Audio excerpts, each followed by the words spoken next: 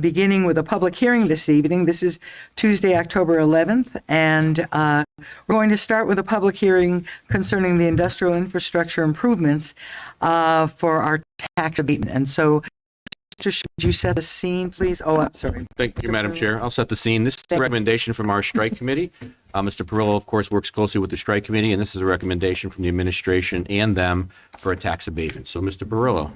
Thank you, Lou, for being here. Thank you very much. Thanks for having me this evening, and thanks for allowing me to present the Industrial Infrastructure Tax Abatement Program. It's a very aggressive tool. I will be reading it verbatim. I just want to go over a few things, the rationale behind it. Actually, I'll go through it first, then I'll explain that, and then I'll take any questions that you may have, and I'll be here for follow-up questions from the public if they so choose. The Industrial Infrastructure Improvement Tax Abatement. It's a tax abatement program located in our industrial zones, I-1 and I-2, our light industrial and our heavy industrial. If a municipal industrial road and infrastructure improvements are performed by a private entity, the entity and/or related entities may apply for a 100% tax abatement for the cost of the road and infrastructure for the value of those improvements. This tax abatement shall apply as follows.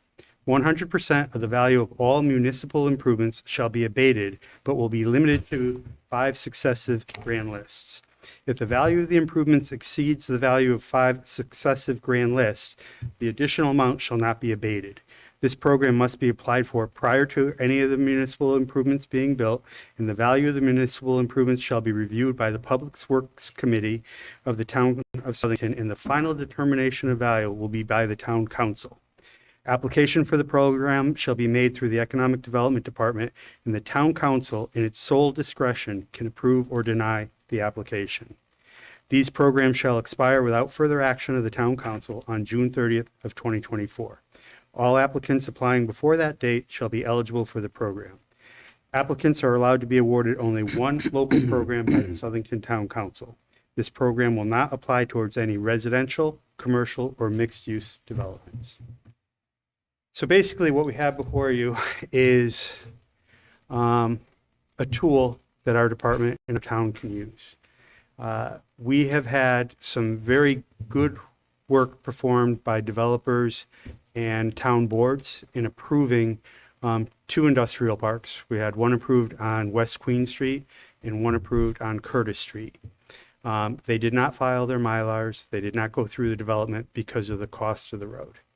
Cost of the road almost doubled in one instance. The other issue that came into play was supply constraints. Developers measure their risk, and what happened is they don't want to open up a road and then find out they can't get pipe or certain materials necessary to complete their project.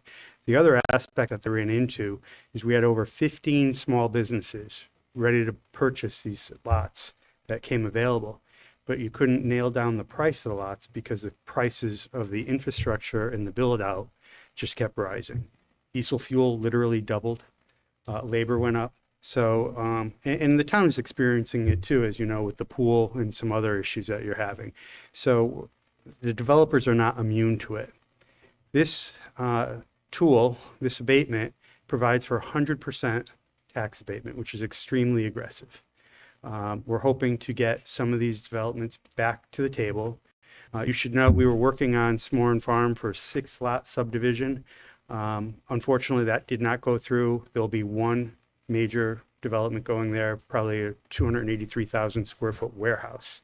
And I'm not against warehouses or anything along that line, but our strategy from our economic development position is to grow small businesses into larger businesses. And you can see how well our local businesses have done and how they've expanded and added on and grew. You know, the town of Southington has a talented workforce. We have a great location. And we have some really good businesses. Now, businesses will manage, but they might not be working at their peak efficiency. And we're trying to help that. And that's what this is intended to provide. So we capped it at 5 years. So if you don't, if you build it, spend $1 million on a road, you don't have 5 years of taxes. Well, but the issue that you run into is industrial development is expensive. The roads cost more. You're buying the land and you're turning it over to the town plus the road. So we're hoping that this is a way of incentivizing someone to come forward from some of our larger industrial properties to build, because we do have demand. And you should also know, for the public should know, Pratt & Whitney is 100% full. And Pratt & Whitney was a wonderful incubator. So if businesses would go in there, if they did well, if they liked the location, they could expand elsewhere. But now that it's 100% full, we do not have sites available and we're turning down business. And as you know, industrial business really helps when it comes to spending on the town level because they don't use the services that residential uses and even some of the commercial aspects. So that's why we're pushing for industrial development while we have it, because it's a way of making our economy grow locally, providing good jobs. And I'm here for any questions you may have. Town council, anybody? Oh, yes, go ahead, thank you. please, Val. Lou, thanks so much for laying this out. So just a couple questions. Is this along the lines of what other towns are doing, or is this something that is kind of, like you said, it's very aggressive? Are other towns doing similar things, or it's just something that you feel we should be doing? I don't know of any other town that's doing it along this line. Some towns have used the ARPA funding to do some infrastructure. Right. They might do grants. Yep. Some of them have economic development organizations that you apply for loans and you can do certain fundings with that. Yep. But no, this is something that's unique. So town it's manager. creative. I mean, it's a good creative We've way used to- it here in the past with yard metals. Okay. Yard Metals is a heavy taxpayer. I think they pay about $300,000 a year.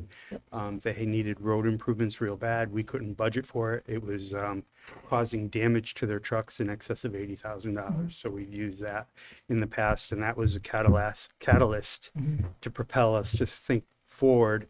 And we know it's aggressive, but by the same token, we don't know how successful we'll be, but we got to get something out there because these costs are just getting out of hand. Right, give it a try. I do think it's a good program. And just one further question. If an application, if we have sole discretion to approve or deny it, I'm assuming you would help us with determining how we would, like, are there factors we would look at to approve an application or deny an application? What are the circumstances?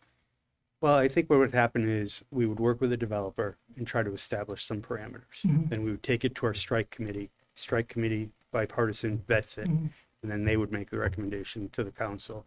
Public Works would determine if the costs are in line with what our budgets are, so that we get an understanding of what the costs are for aligning the abatement. And, Okay. we've done that with our brownfield Right, abatements. We've right. done them with some of the other things. Yep. So our Public Works department does a great job. Right, okay. And I feel really bad because our planning and zoning and wetlands, everybody did a great job. We got these things approved. We just couldn't get them built. Right, okay. Good, no, thank you. Chris, please. Lou, and I just want to thank you. It is aggressive, and I actually like that because hopefully this will convince someone to maybe put investment in our infrastructure versus a neighboring town. So I appreciate you being on the cutting edge with this and hopefully trying to draw some improvements into town. And then I have a question. This, like many other abatements, sunset, at a certain date. Can you give us an update on where, not tonight, but just in general, how many of these are coming up in the next year or two? Because I know we set these dates, and unless we revisit them, then they fade away. So is there a way we can get an update on? I could provide something. The Okay. issue is usually when we do them and they fade away, you'd be surprised how they come back. We just don't want to leave them on the table forever. But like we had this in the past. We've had brownfield ones in the past. Right. We created the brewery and distillery abatement.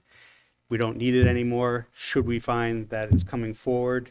The whole idea is it's an incentive and a tool. And, I could show you the merits if you remember juniper lighting and that. So, but to actually get a report, I'll see what we could come up And the with. reason I'm asking is actually Yeah. exactly why you said it. I just don't want something that is beneficial to the town fading away because we forgot the date that it expired. You know what I mean? So if Oh, there's we don't something have to worry meaningful- about that, sir. I'm very good tuned You're with on some it. of these businesses that want to expand. We try to do it in a conservative manner. This is our most aggressive that we've ever taken on because we think the times inflation at least 30%. In the supply constraints, it really, everyone thinks developers are, wealthy and whatever. They're just like us. They just measure risk. So, when a homeowner decides to put an addition on their home, they're measuring what the future is, the benefit that they're going to get out of it, and can they afford it in the long term with the interest rates and everything else. What happens on these tracks, you don't see these new parks unless they're funded by federal or state grants, because they're that expensive. We've developed 3 with no money. We have the 2 approvals that were going to be with no money, and we've just reached a point now where we have the businesses in town that want to grow. We have the availability of land. We just don't have small lots. And for the town to come in, and we think a private developer could do it more cost efficient. They might even have some of the equipment or relationships, but for the town to do it could be very expensive. I mean, I've priced out roads through our public works department. They're just terrific. And it was amazing to see from 2 years ago to today, the cost of the roads, because, we were trying to buy land from the town, take it, if we even had to public hearing, but you just couldn't, we weren't comfortable with bringing it forward because we couldn't control the costs. And if it isn't a good deal for our taxpayers, then it's not something that we want to move forward. One more follow-up question, and through Public Works or you, which type of road are we putting in? Just because, we've Chip seal. exactly not putting chip seal. No, these are regular industrial required Okay. roads. Okay. Just want to make sure that The we're heavyweight. Industrial roads are built to a higher standard because they have to take the additional. Than weight, residential. Which makes Overlay. them, the compaction of the asphalt, I think, is compacted. Yeah, you're talking about, it's a new road, Chris, so this isn't reclamation, this is a new road. Nothing's there now and a new road would be put in. okay. What happens 15 years from now on the road, I have no idea. Madam Chair.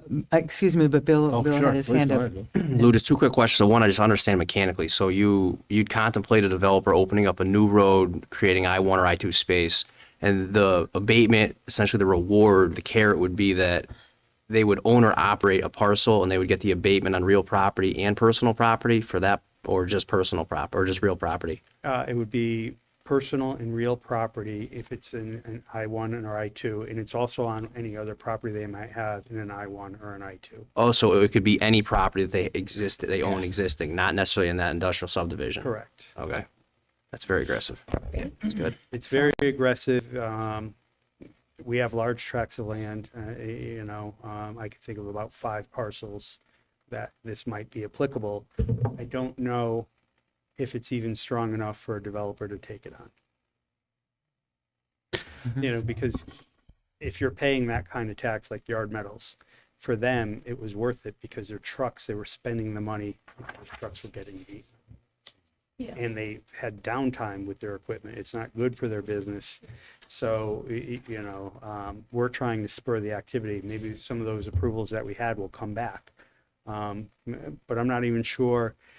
What we try to do is arrange a group of people, businesses, and I try to pre-sell out a subdivision so that I can entice a developer to come in and build it.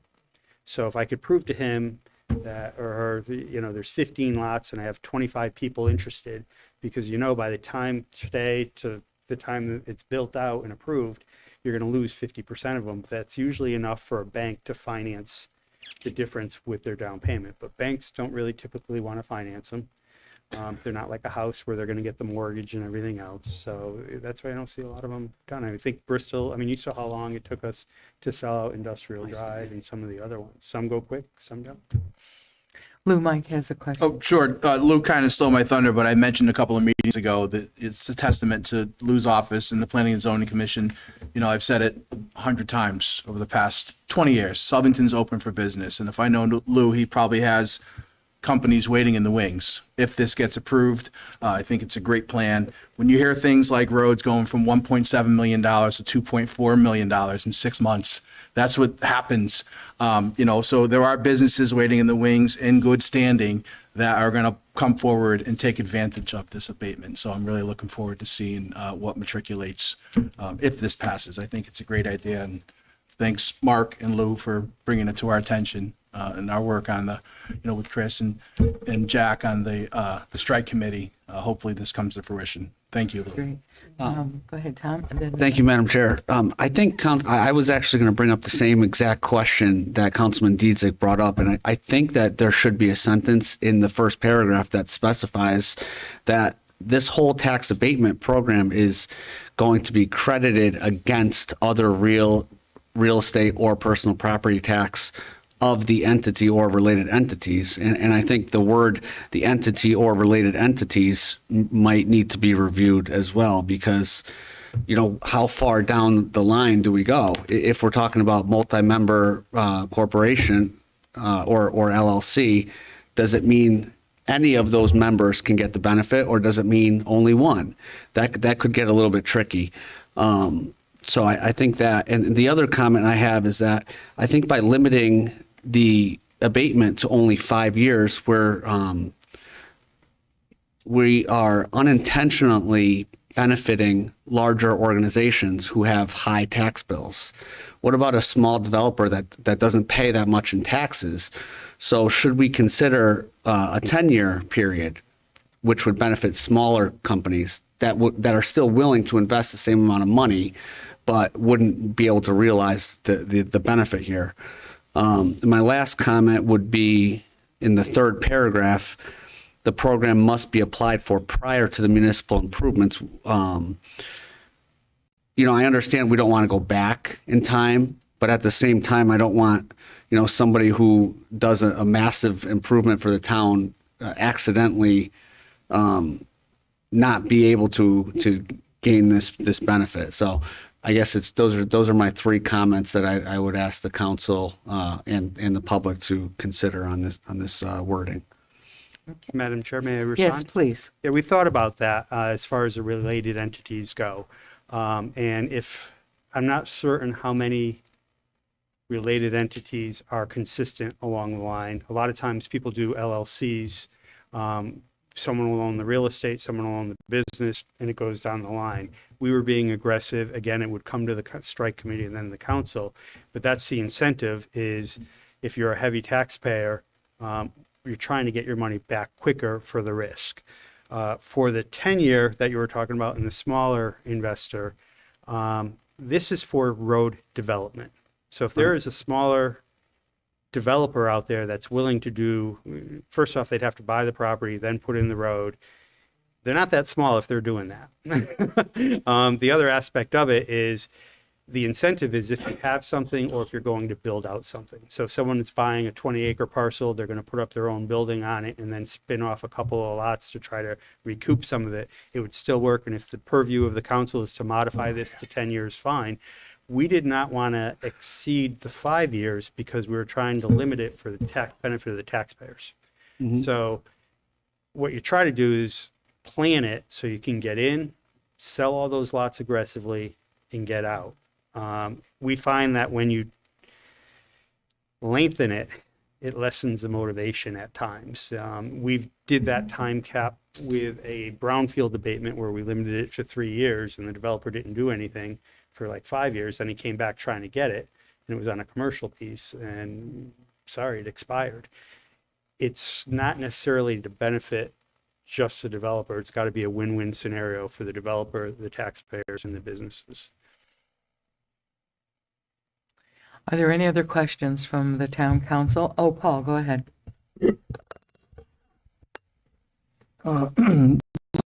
Infrastructure, roads, connections, pipes. Is possible that word is a little bit gray? In other words, does infrastructure include things outside of the roadway?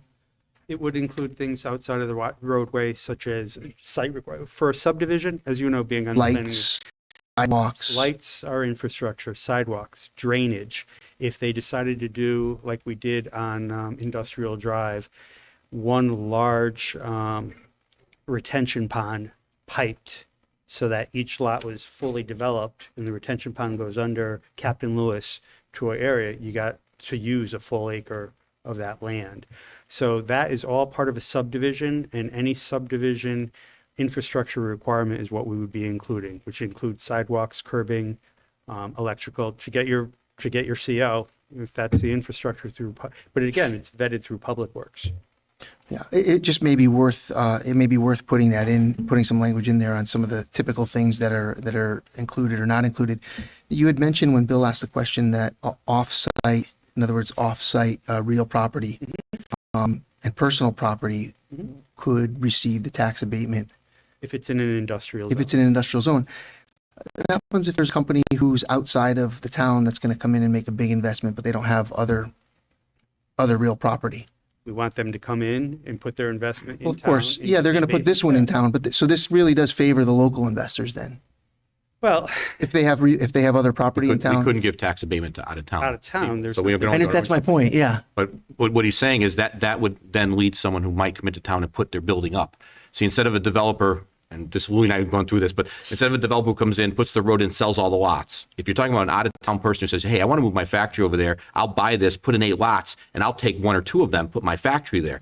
Then But if there's with it. That's the important part of it. Now they can get the full tax abatement. But Basically. if they're going to put $1.5 million road in and they're going to see $1.5 million in tax abatements, then they would need $1.5 million of taxable Absolutely. real That's property. what our goal is. That's our goal. Yeah, no doubt. But I mean, that could also dissuade some people to come in who might not be putting in, I mean, $1.5 million in taxes is a lot It's for a a lot of money, specific entity. and $1.5 million of road is a lot. And you got to remember, they're buying the land that the road goes on, and they're giving it to the town with the cost of the road.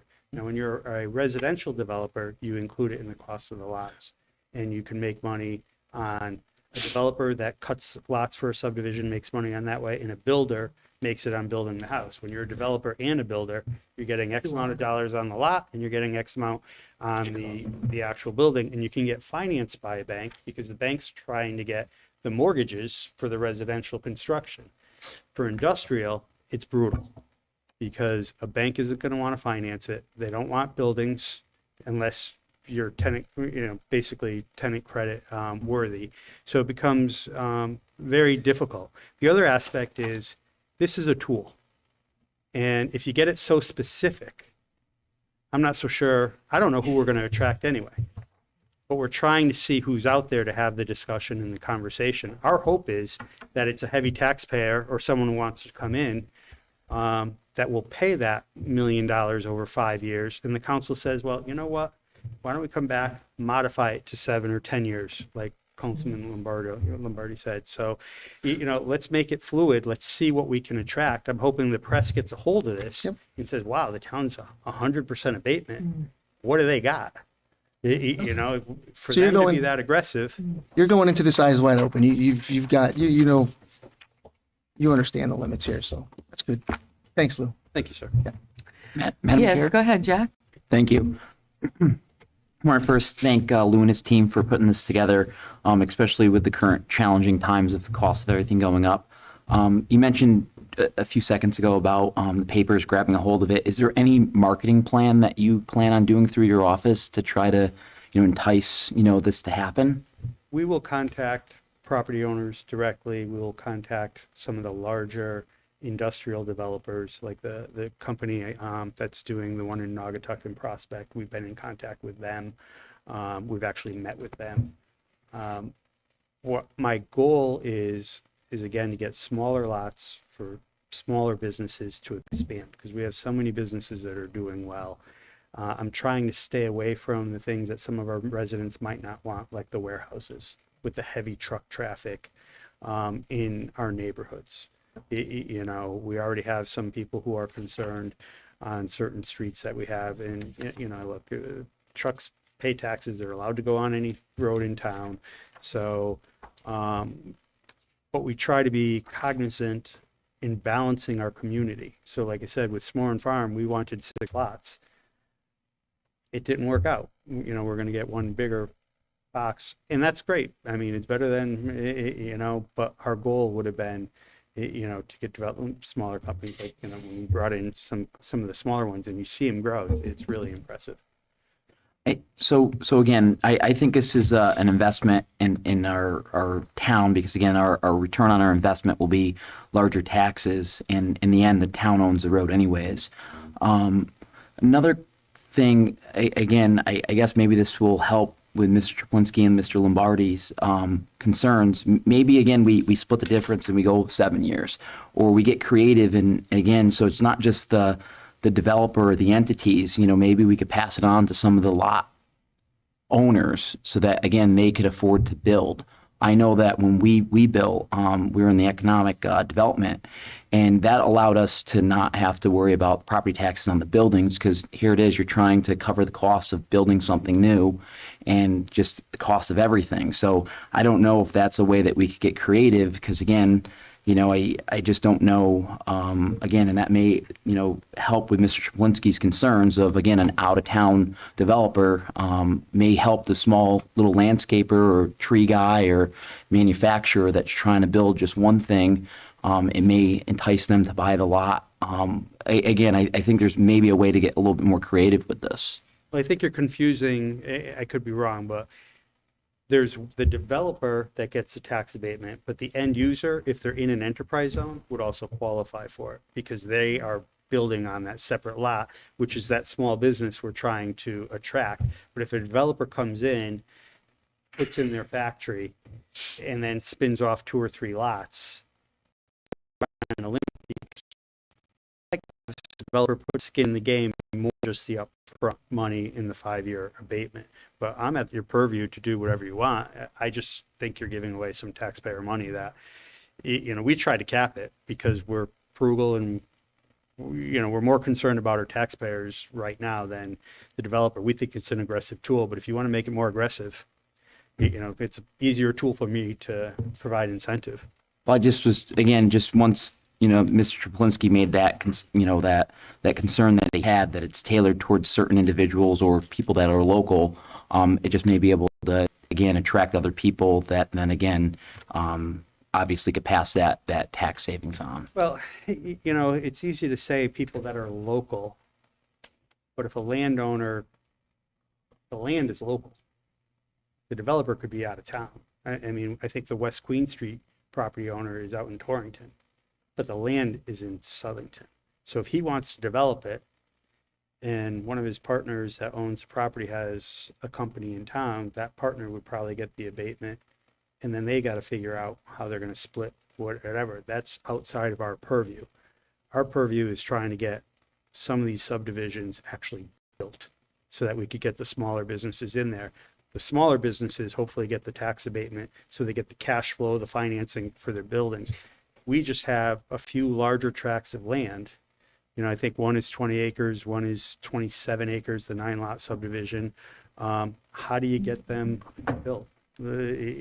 So if you get them built, this tool helps fine. If not, one is 100 acres, there's another one that's over 58 acres.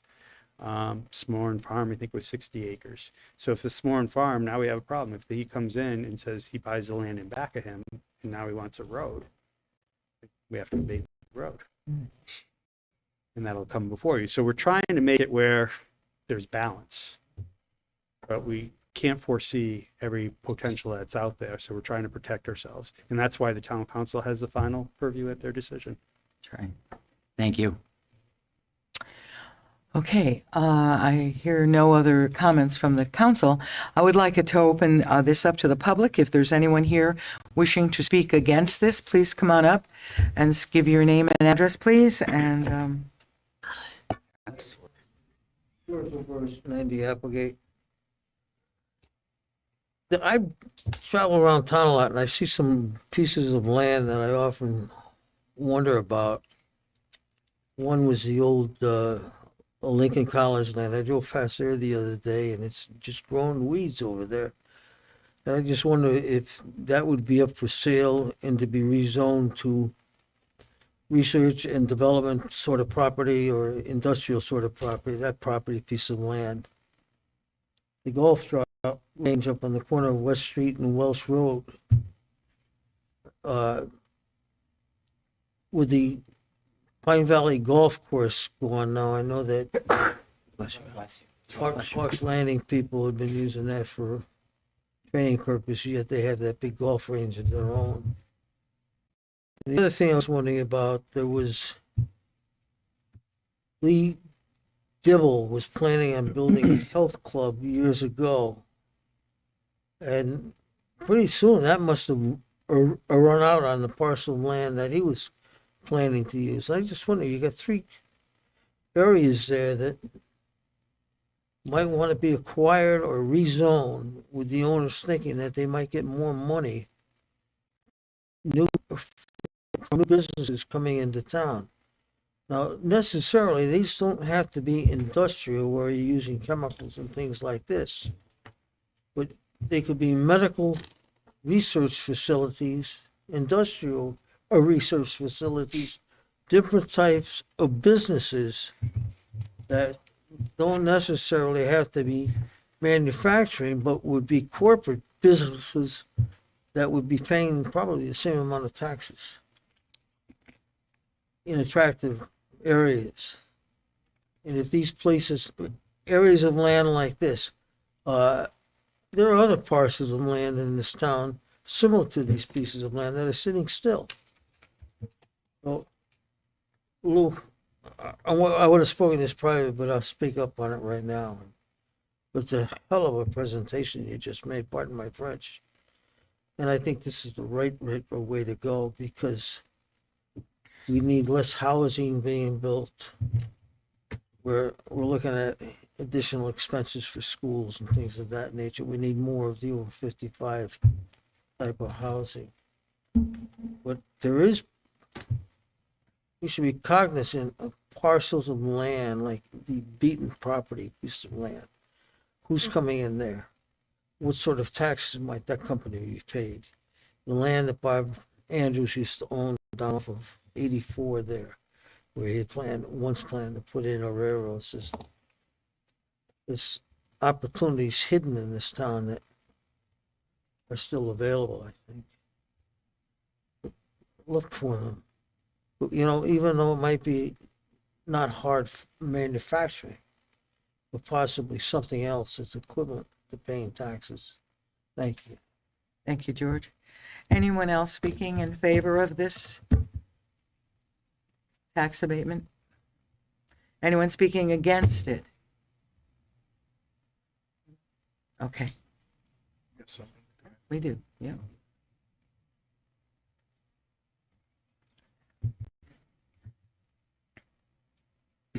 Hi. I'm Loretta Giddix, 34 Red Oak Drive in Southington. I'm not against it.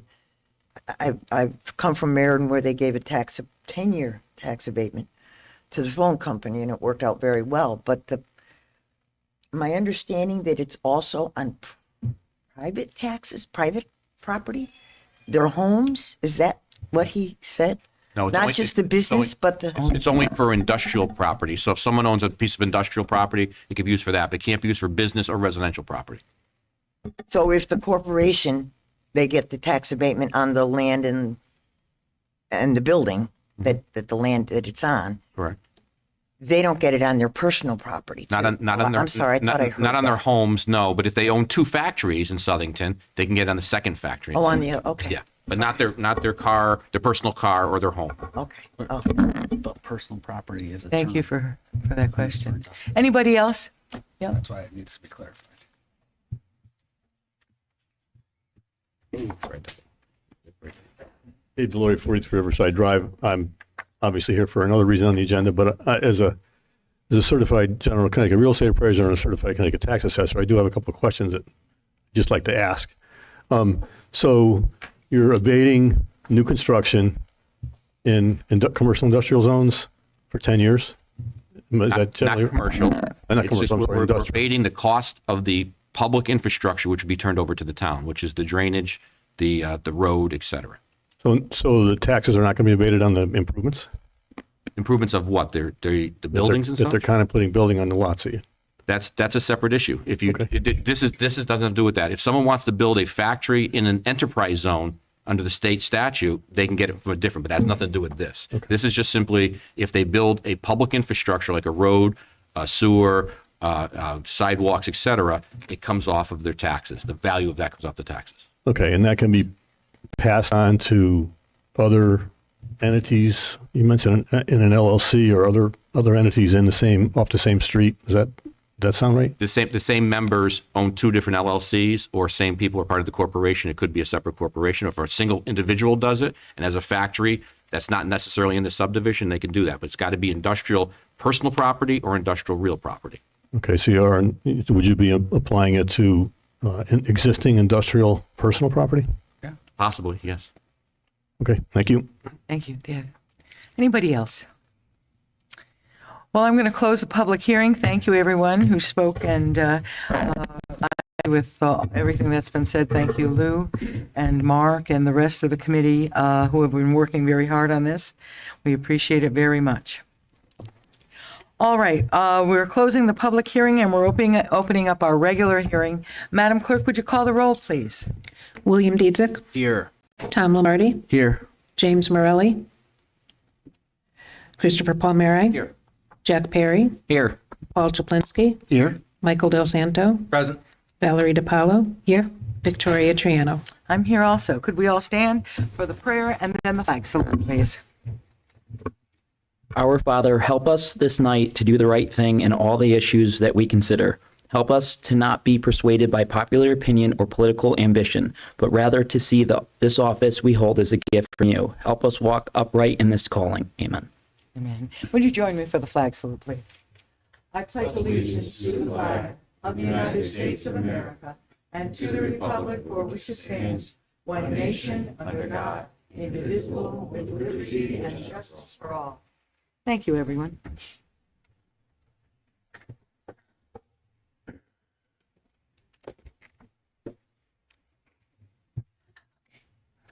All right, let's open it up. May I have a motion on the minutes of our last meeting? So moved, Madam Chair. I'll second. Okay, we have a motion and a second. Any discussion on them? Oh, yes, Madam Chair? Yes, go ahead, Val. So I just a correction on pages 4 and 5. Peter Santago's name is spelled wrong. It should be Santago. So he asked if we could Thank you. correct that. Thank you. So we will make that note. Thank you. Any other? All right, hearing no further corrections, we are moving to amend the minutes to reflect the proper spelling of Peter's last name. All those in favor signify by saying aye. Aye. Any opposition or abstentions? Abstain. Thank you. One abstention, and the rest have voted in approval. Thank you. Councilperson's communication. First order of business. It's my great honor. I'm looking for Art Secondo to come forward, please. I've known Art my whole life, and we've served on the council together. We've served on many committees together. This is my... That one player's ever seen me glasses. I won't tell him. Yeah, you could have used them. I played it. That's right.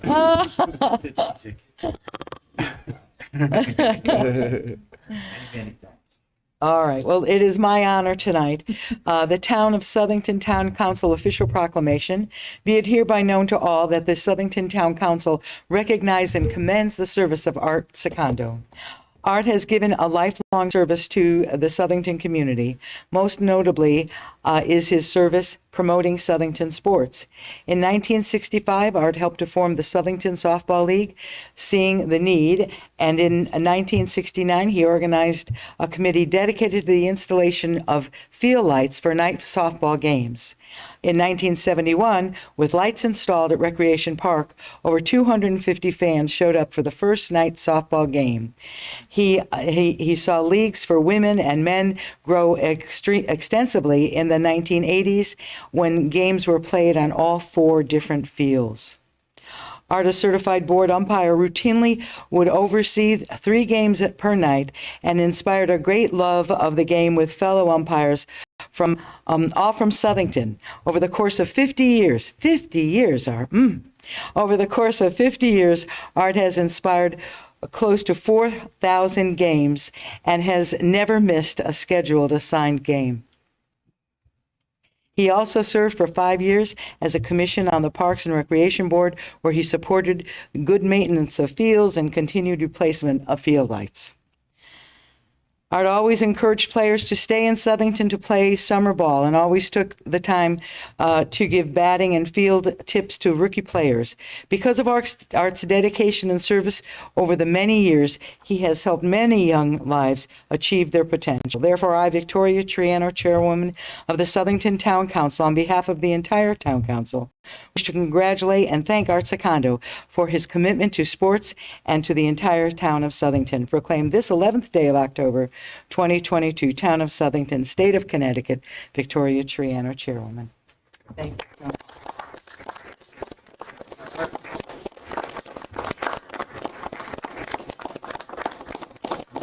Art, would you like to say something?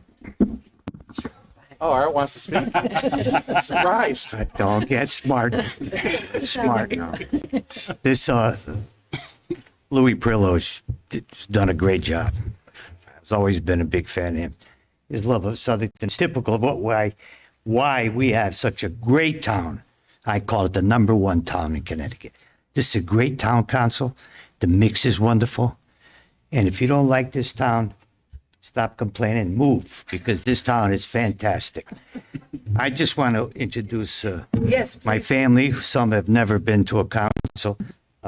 My wife, Marie, my grandchildren, Alyssa and Michaela, my good friend from Cheshire. I want to say my good friend. He's a 25-year veteran of the police department in Cheshire. He's a good friend of mine. My daughter, Doreen, my daughter, Stacy, and my son-in-law, Grant. I want to thank you for coming here tonight. I appreciate it very much. And I just want to say one other thing. Nobody ever bothered me as an umpire, accosted me, because I always made sure if someone was very upset during the game, after the game, I would sit with them and talk to them so that I never had a long-term enemy. They were enemies that night. But being an umpire is like being on the council. Everything you decide for the benefit of the citizens, they're going to people that go, oh, what are you kidding? They're crazy.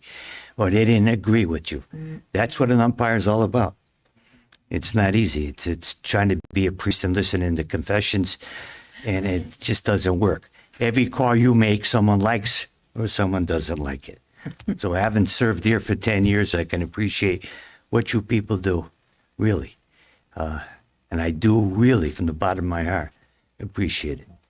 A lot of my good friends have served this council, no longer here, just like about 6 umpires are gone now, too. I've outlived them, at least up until now. So, thank you. I appreciate it. Thank you. Madam Chair, can I say my favorite story?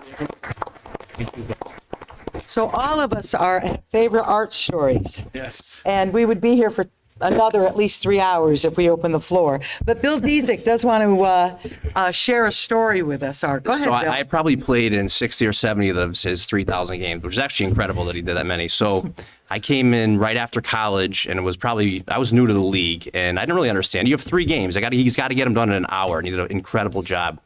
So it was a game where I was trying to work a count, and you're really not supposed to work a count. So he gave me a very, very close pitch. I'll never forget it, because he used to clean the plate between every batter. Incredible. And he gave me the ball, and he said, the next pitch is a strike, Dietzig. And I said, how does he know that? And I was like, oh, wow, because he's the umpire. I swung at the next pitch, and then I understood the rules. You can't take 2 in a row. So you were a phenomenal umpire. I do appreciate it, and I'm glad you got your recognition. There you go. There you go. Thank you, Art. Good story, Bill. The other stories will be told later on. But that's okay. Art, congratulations. Let's move on. Councilperson's communication. Does anybody have anything to share? Yes, go ahead, Chris. Sure, I have a couple. I can't imagine what you want to share, but Yes. that's all right. First of all, just a reminder to the community, Bread for Life is hosting their annual soup night again. It'll be next Wednesday, October 19th, from 5 to 7 p.m. at Southington High School. So they haven't had it for 2 or 3 years Right, with COVID. because of so COVID. It's great that they're able to do that again, and it's open for the entire community, and it supports people in need in Southington. So if anyone's Chris, what was the interested, date? next Wednesday, the 19th, from 5 to 7 p.m. at Southington High School. Also, just want to recognize all the volunteers that helped with the Apple Harvest Festival. Tom and I are amazed over the course of the 2 weekends to see how many people volunteer their times in the different booths, whether it be up at the carnival, selling beverages. Thank you to the United Way for helping us man volunteers in one of those booths as well. Overall, just an incredibly successful event, and I'm not talking about financially, that'll be to be continued, but just the way it's an investment in our community and the way it brings our community together. So thank you to everyone, and I'd like to, if we could, just recognize our committee heads. Sure. All right. So first of all, Melissa Kokoza, who is in charge of our sponsor, who's our sponsor coordinator. We had fantastic sponsors who we recognized at the last meeting. And then Julia Bardinelli is our assistant festival coordinator, and she works very well with Dave LaPre, who's our festival coordinator. They really, all three really did a fantastic job as usual for this festival. Our advisory committee, again, Jim Champagne, Mary Ellen Edwards, Robert Ives, Tom Lombardi, Jerry Triano, Annette Turnquist, and then our Chief Heath and Chief Daly as ex officio members as well. In charge of our ambassadors was Aaron Bard. Arts and Crafts Show, Dave LaPre, Julia Bardinelli, Matt Bardinelli, Dave Cello, Cody Robinson. Our beverage sales, Carl Carlone and AJ Colwick. Entertainment, Dave LaPre, Jerry Limmer, Joe Materano. Festival operations, Dave LaPre, Jim Champagne and Paul Champagne, and Rodney Ragucci. Festival photographer was John Atasian, once again this year. The finance accounting team, first of all, a huge thanks to Tom Lombardi for heading that up and recruiting all these other people. Right. He did a fantastic job. Dennis Bougie, Jim Bose, Denise Johnson, Joe Labinick, Nino McCagney, Jim Morelli, Ed Pocock Jr., Pam Stanforth, and Kathy Sweetman. Our parade was Joanne Salerno and Linda Kirk. Volunteer coordinator, Heather McDonough. And our website and social media was Julia Bardinelli. And again, this is in addition to all the other people, members of our community that came out to volunteer, either for the festival itself or through the many civic organizations that come out and support the festival each and every year too. Wonderful, wonderful. We had a great time. I think everybody was down there this past weekend. It was just great. Very good. Madam Chair? Yes, go ahead. Just to piggyback off of Councilman Palmeri's, he's mentioned everyone. There are so many people in the community that really deserve recognition, and we appreciate every single one, whether it's somebody who volunteered all 6 days or whether it's someone who only had a 2-hour period in their schedule and they were able to work a little bit. And it's really great to see repeat volunteers and also new volunteers. So that was nice. And I think Councilman Palmer, I think we should schedule for the council for maybe the first meeting in January. We'll present to the council the financial results of the 22 festival. I think that should give us plenty of time. If there's anything that changes with Jackie in the finance department, we'll update the council, but we'll aim for the first meeting in January. So thank you. And I forgot to thank our town manager who ordered the perfect weather for us. The second weekend. Saturday, but everything else. Can't blame him for the first Saturday. Great. Thank you, Chris. Anybody else? Oh, I'll Finish. Sorry, Okay. one more I'll thing. get you, Jack. It's a quick thing. We also received an email from the town manager regarding the flyer that's going out to residents for the changes in their voting places. Right, very But I also wanted to, I think we all should try to get the word out as much as possible on that. And there's a very useful tool that the Connecticut Secretary of State offers. You just go on their website. It's right on their homepage. You click, you put your last name, your first name, and your date of birth and your town. Click it, and it'll tell you where you vote. So I think that over the next few weeks, we have a lot of work to do to get the referendum issues out there and also make sure that people are aware of updated polling locations. That's all I had, Madam Chair. Good. Anybody else? Jack? Sure, thank you. So this come Thursday, October 13th, from 1:30 to 6:30, there's a blow that's being by Kristen Ritchie and others. And they still have a couple openings. So anyone that would like to donate could either call 1-800-RED CROSS or go to the American Red Cross website and sign up. So I think it's very important that during these times, I know that they're really low on, donors. So anyone that could help and, Absolutely. donate would be greatly appreciated. And there'll be many of them in the course of the day there too, just stopping in to say hello. Some are giving blood. But, yeah, it's a very important community. Jack. Do you I have do, something? yes, thank Yeah, you. go ahead. Thanks. So I just have one thing. So I met a great young man. I swim at the Y a few mornings a week, and he's doing some training in the pool. And so we just started talking, him and his dad. So his name is Ben Gore, and he graduated in 2022. He had an outstanding wrestling career with the high school. So he's committed to go into the Marine Corps. And he's going to be leaving probably this week, probably by October 17th. So I just wanted, on behalf of us, because I know all of us would thank him, for his commitment and his service.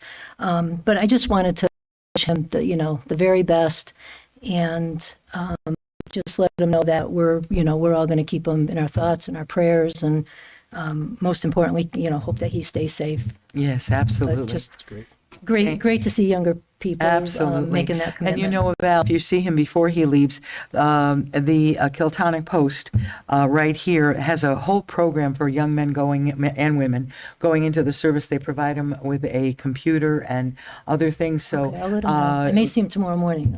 if you see he him, hasn't please left, tell him so- to contact okay. somebody over the VA. Okay, I mean, all right. at The Legion. right? the American Legion. Legion, Yeah. yeah. Okay, thank Yeah. you. Chris? And also contact our town clerk to get added to the Wall of Honor. And Yes. town hall. So, Yeah, okay, I'll let him know. There's a current pictures of all the people serving. Right, military, right. So That's right. through the town clerk's office. Yeah. that'd be If he's great. already left, I'll let his dad know. Please, yeah, that's great. Anybody else? Madam Chair, Yes. two brief things. Next Tuesday is the 31st annual Red Ribbon Rally, right on the town green. Chairwoman Triano is MC for the event. That's from 6:45 till 8 p.m. It's a great event. Our youth should be there. I know the high school sports teams go there, and it's a great event. I'm really looking forward to it. And then speaking of sports teams, Southington High School's own Coach Drury was recognized by the New York Jets over the weekend as that once a week they select a high school coach in the area with some accolades, and they selected Coach Drury from the Southington High School football team. And the high school football team is going to be invited to a Jets game in December to see the game, and they're automatically entered into a program that they do for, I don't know if it's maybe touch football for the 2023 season. So what a great honor. On the national level, up on the Jumbotron at the Jets game, they showed Coach Drury's picture. So we're all very excited. As you know, my son plays high school football, so he's very excited to go to a professional football game in a month. Even though he's a Giants fan, it's the same home. It's okay. Excellent, yeah. Thank you, Madam Chair. I just want to encourage everybody to come out for the Red Ribbon Rally. Trish Kenefick has been doing this Yes, of for course. 31 years, and it has been such a great honor. I know that Mr. Pepe is going to be there again this year, and if you ever heard Mr. Pepe speak about his childhood and about how through his friendship with his friends and going through school and all of the temptations and the difficulties and the sadness, how substance abuse has taken lives that have meant so much to all of us. And so it is a way for us to stand together. It's great time. It's chaos. But it really does flow. It does. Trish has Mrs. it under Kenefick control. whips those kids into She shape. does. She does. I want to, let her know how much we appreciate 31 years of this. And so please come on down. I know Chris is always there and helping people get lined up and everything. So it's very good. Anybody else? I got some. Go ahead. I have three short items. The first is adding on to Chris's and Tom's update on the apple harvest. Just wanted to give a special shout out to the Southington Police Department. It was really nice to see the trailer down there, the mobile command unit. Yeah. So many people made positive comments about about that and the capabilities there. The presence of our police officers was abundantly clear. There was a lot of engagement in the community down there. I saw a lot of people talking to police officers on the roads, up and down the entire festival. So thanks to our police department, who each and every day are keeping us safe and engaging in our community in a meaningful way. Thanks, Lou, while you're here. Kudos, the old Ronaldo's building. Yes. Ion Bank is now moving forward there. Yeah. And Mark, you don't have to get any more phone calls or emails from me about when that's coming down. Wish it was just you. I got it. So, I actually tried to knock it down myself. but it's really exciting to see a facelift coming there. We all know that the building was in a bit of disrepair for a while since the unfortunate fire there some time ago. So looking forward to seeing the new change there. And then the last item, just a little plug for the Public Works Department. Mike, maybe you were going to talk about it, so my apologies if I duplicate, but we need help on leaf cleanup. So if you know people who are willing to work this fall, we're getting ready to start. We're looking for seasonal employees to help us with leaves with the Public Works Department. So please get the word out there. We're looking for a number of people to help us out this year. And that's all I had, Madam Chair. Great. Is that it? Everybody all set? Okay, let's just move on. A report of special committees, Library Building Committee. Anybody? Jim is not here. Does anybody have a report? Mark? I could just, there, along with many of you. The architect gave a breakdown, and we received a budgetary breakdown from the construction manager based upon the current amounts that we're looking at. The square footage that the committee is looking at is 24,200 square feet. The shortfall is many different avenues that they're recommending that the committee look at what the shortfall is. And the shortfall is 1.8. We understand that there's going to be some money coming from donations, but we can't count on that at this moment. So we've asked the architect and the manager to look at what we call add-alts, what could be added, what could be, and right now they're looking at the sites and things, but obviously the chair could speak at that at the next meeting. Our next meeting is the 19th. Yes. Very much, Mark, for pinch hitting. If I can just make a comment. Yes, for a please, yeah. moment. I attended that meeting as well, as I know you did, Val. I want to state again, I unfortunately, we've run into situations, I served with Mark on the middle school building committee, and extra costs became a factor. And I really believe it's important to involve the residents of the community. Back then, we did go back to referendum again and explained all the difficulties we had, and at that time it was with remediation costs. Yep. So I just don't want to be short-sighted with the project, and I hope we look into 10, 15, 20, 25 years into the future of what the needs of the community will be. So I'm just a little concerned again with the square footage, the reduction of that. And I know that may be the option we have to go with, but I feel strongly that should be more of a plan B option. And let's ask our residents what they think based upon all the circumstances that have happened. So I know I've mentioned it before again, but I think it's important to state that again. And I think folks on both sides of the aisle are also voicing some concerns. We'll see how it goes. We'll make sure that the final plan will be made right now through the building committee, and then of course we can continue to listen and come up and see if we have another ideas. But anyway, thank you, Chris. Well, Madam Chair, can I ask, so what is the date that the final plan would come from the building committee? Because there's going to be a schedule, right? I have no idea. We're at the point now where they're doing design. They're just starting the design. Remember, we just went from schematic. So they're just starting the design process now. With that, they're designing based upon the budgetary amount. Yep. And that's where we currently are. So, like I said before, right now the plan is for 24-2. As for the final design, that's still probably weeks, if not months away.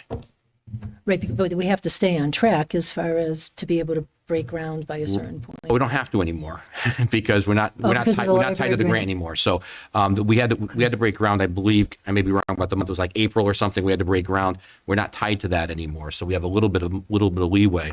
But the only thing they've approved from a standpoint was actually the we're going to be doing the bore samples. Right. And they've asked for an estimate on how much to remediate the current building so that they can get a better number for the budget. So the two things that were kind of loose in the budget was remediation costs, which Chris mentioned could be an interesting number. But there's a number in the budget, but we wanted to get a better number so we could plan accordingly. The other thing was that was pretty disappointing was that the number that we had originally from the original architect did not include a contingency, the owner's contingency of $600,000. So that number was added there. So that's something that we can look at also, because you may not need $600,000 because there's a contingency for the architect, there's a contingency for the construction manager, and now then the owner's contingency, which some of you know have worked on building committees with us before, is that's for changes we want to make, improvements we want to make that cost more money, the building committee. So that could be a number we can look at too. So we made him put that into the budget. So obviously, if we don't need that much, that comes off, and every time you take money off, the square footage goes up. That was included in the 1.8, right? That's included in the 1.8, 1.8. but it was not included in the 16.9, the original estimate that came around. So Right. that was a little off there. Right. But didn't the construction manager say that there were some dates after, like into the winter, that we had to be careful of? Well, we have to do the bore samples. Timing I don't know on that one, but we have a company that actually the low bidder on that company, the low quote on that company. I'm not sure when that's being done, but I think the bore samples could be done well into the season. No, you can't possibly. We won't be going out to bid till he mentioned at the earliest April sending out the packages. That's at the earliest. Okay. We're probably looking for something later than April going out. So as residents are asking about the residents that are not happy with the square footage being reduced, our feeling is that we still have time to potentially discuss maybe getting recommendations from Board of Finance or going to a special referendum. I mean, we still have time for that. Yeah, my suggestion That would might be an option. What I suggest is that when people call me and ask me what the process is, I say we have public comment every building committee meeting. So my suggestion would be they're posted, come to all of those and see where we're going with this, because there was a good statement made by the architect saying that we can't get hung up on square footage. We need to make sure programming. He said programming is more important than square footage. You could build a very big building that's not designed correctly and not get the usage you can with a smaller building that's designed correctly. So from a building committee standpoint, we're being told by our paid professionals that those numbers that he's giving us, 24.2, he's very comfortable with the programming that the library board is requesting. So that's where we currently are. Just for question, Madam Chair. Sure. To Val's comment, though, if just for clarity, you were going into the design phase. That's the specific design phase for the building as is today.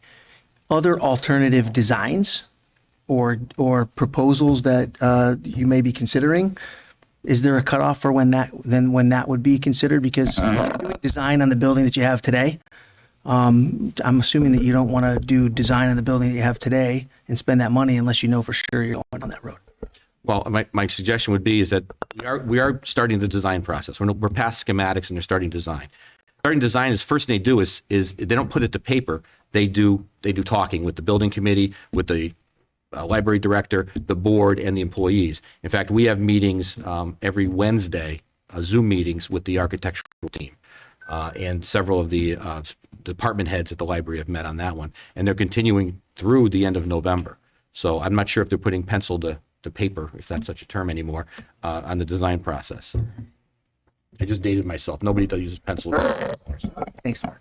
Thank you. Finger to keyboard. But my suggestion would be to anyone who's listening and anybody here, because I see most of you at every meeting, so it's a good idea to go there to see what the thought pattern is.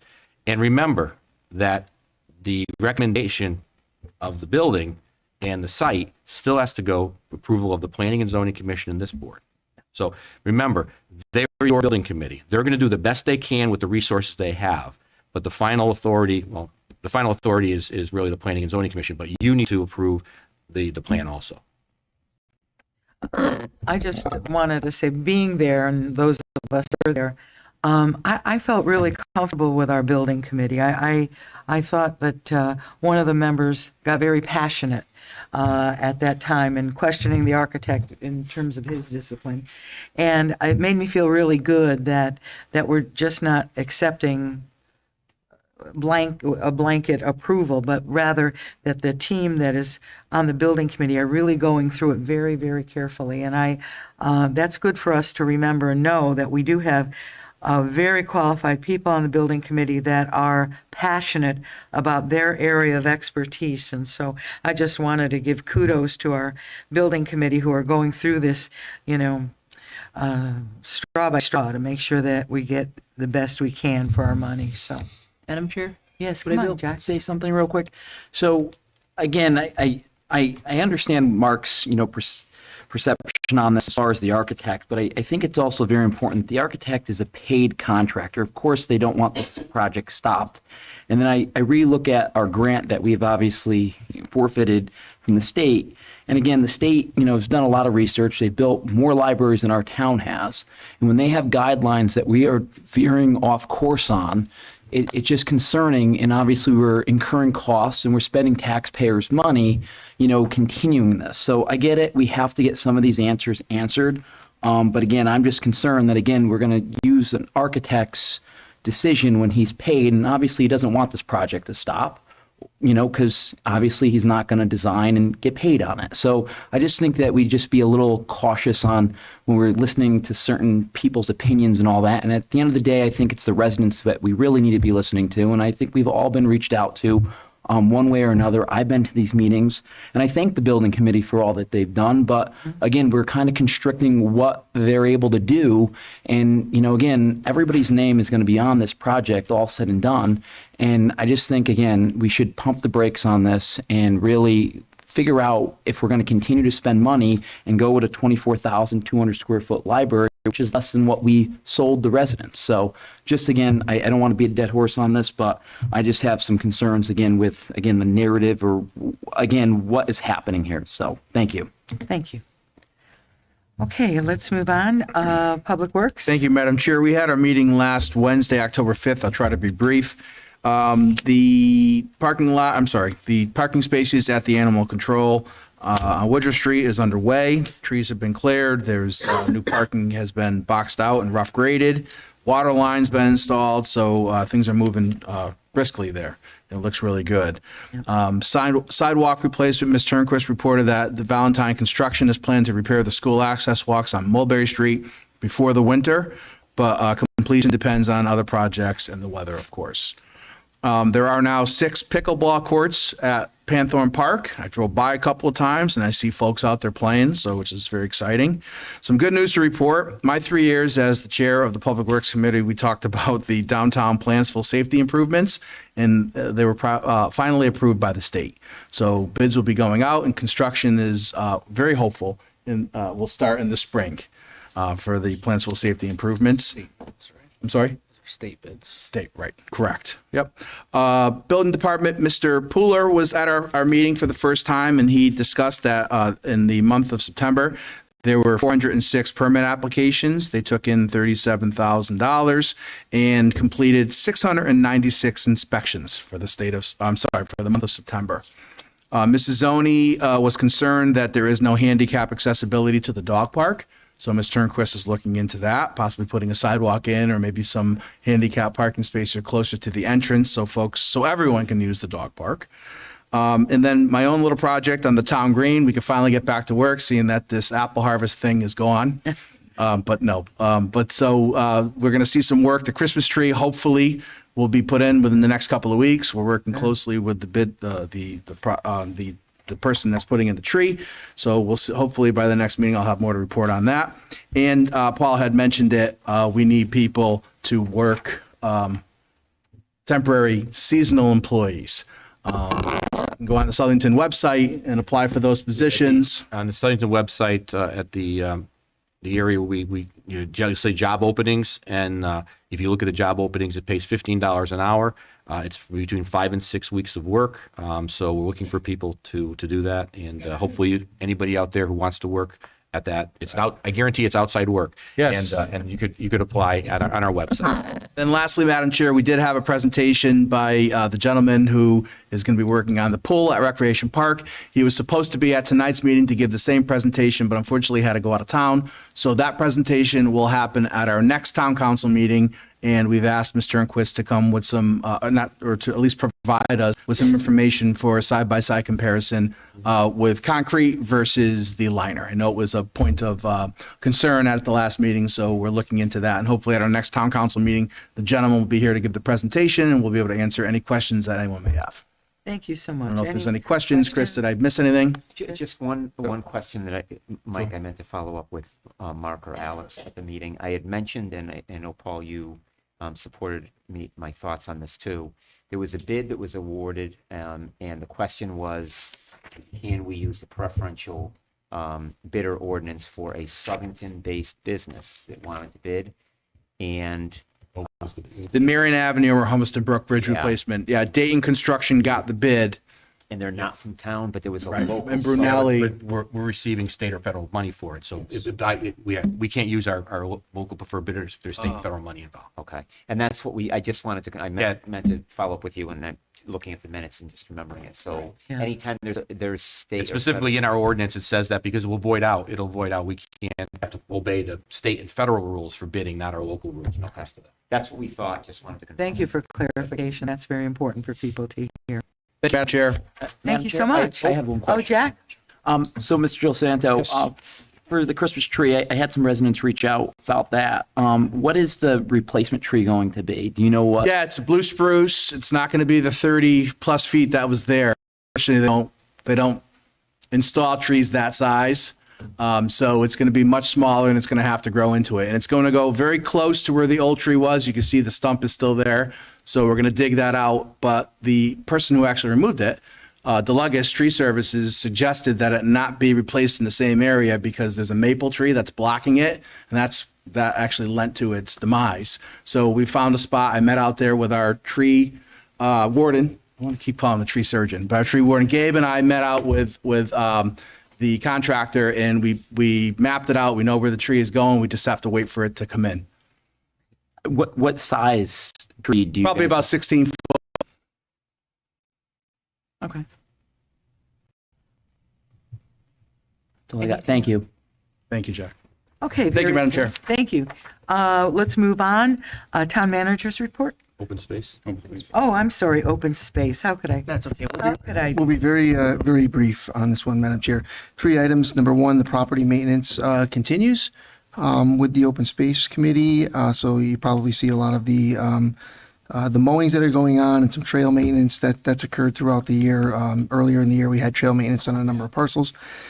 Scavenger hunt. Well, we got the ceiling repair. We had a little bit of a hiccup on that with getting the payment to the vendor. That's supposed to start at the Leaf Barn. That should start here in the month of October. And then we have the scavenger hunt going on in our open space parcels. We have the glass fish floats that are out there on Novix, Crescent Lake, Curtis, Sherry Drive, Johnson, and Corn properties. So get out there, take a look at the open space website for the details on those and where to find them, and enjoy the time out on the open space. Anything else, Chris? We have the historic tour that we're trying to promote in November as well. We wanted to get it done in October. We're trying to push to get it done here in November. We're working with that. And I have great news to share that actually happened after open space meeting. So as of Friday, October 7th, Leaf now officially green. The solar project is officially complete. Wonderful. The roof is the panels are fully installed and operational. We've also confirmed the roof warranty inspection took place. So Mark, you'll feel better and you can share with Annette. They have secured the roof warranty. It will remain intact. So I have confirmation I'll share with you for that. We're also going to be getting a TV once we get internet on site, so that when people visit the farm, they can see the amount of solar production being generated right on the site. So the farm is now green. That's Totally green. great. That's great.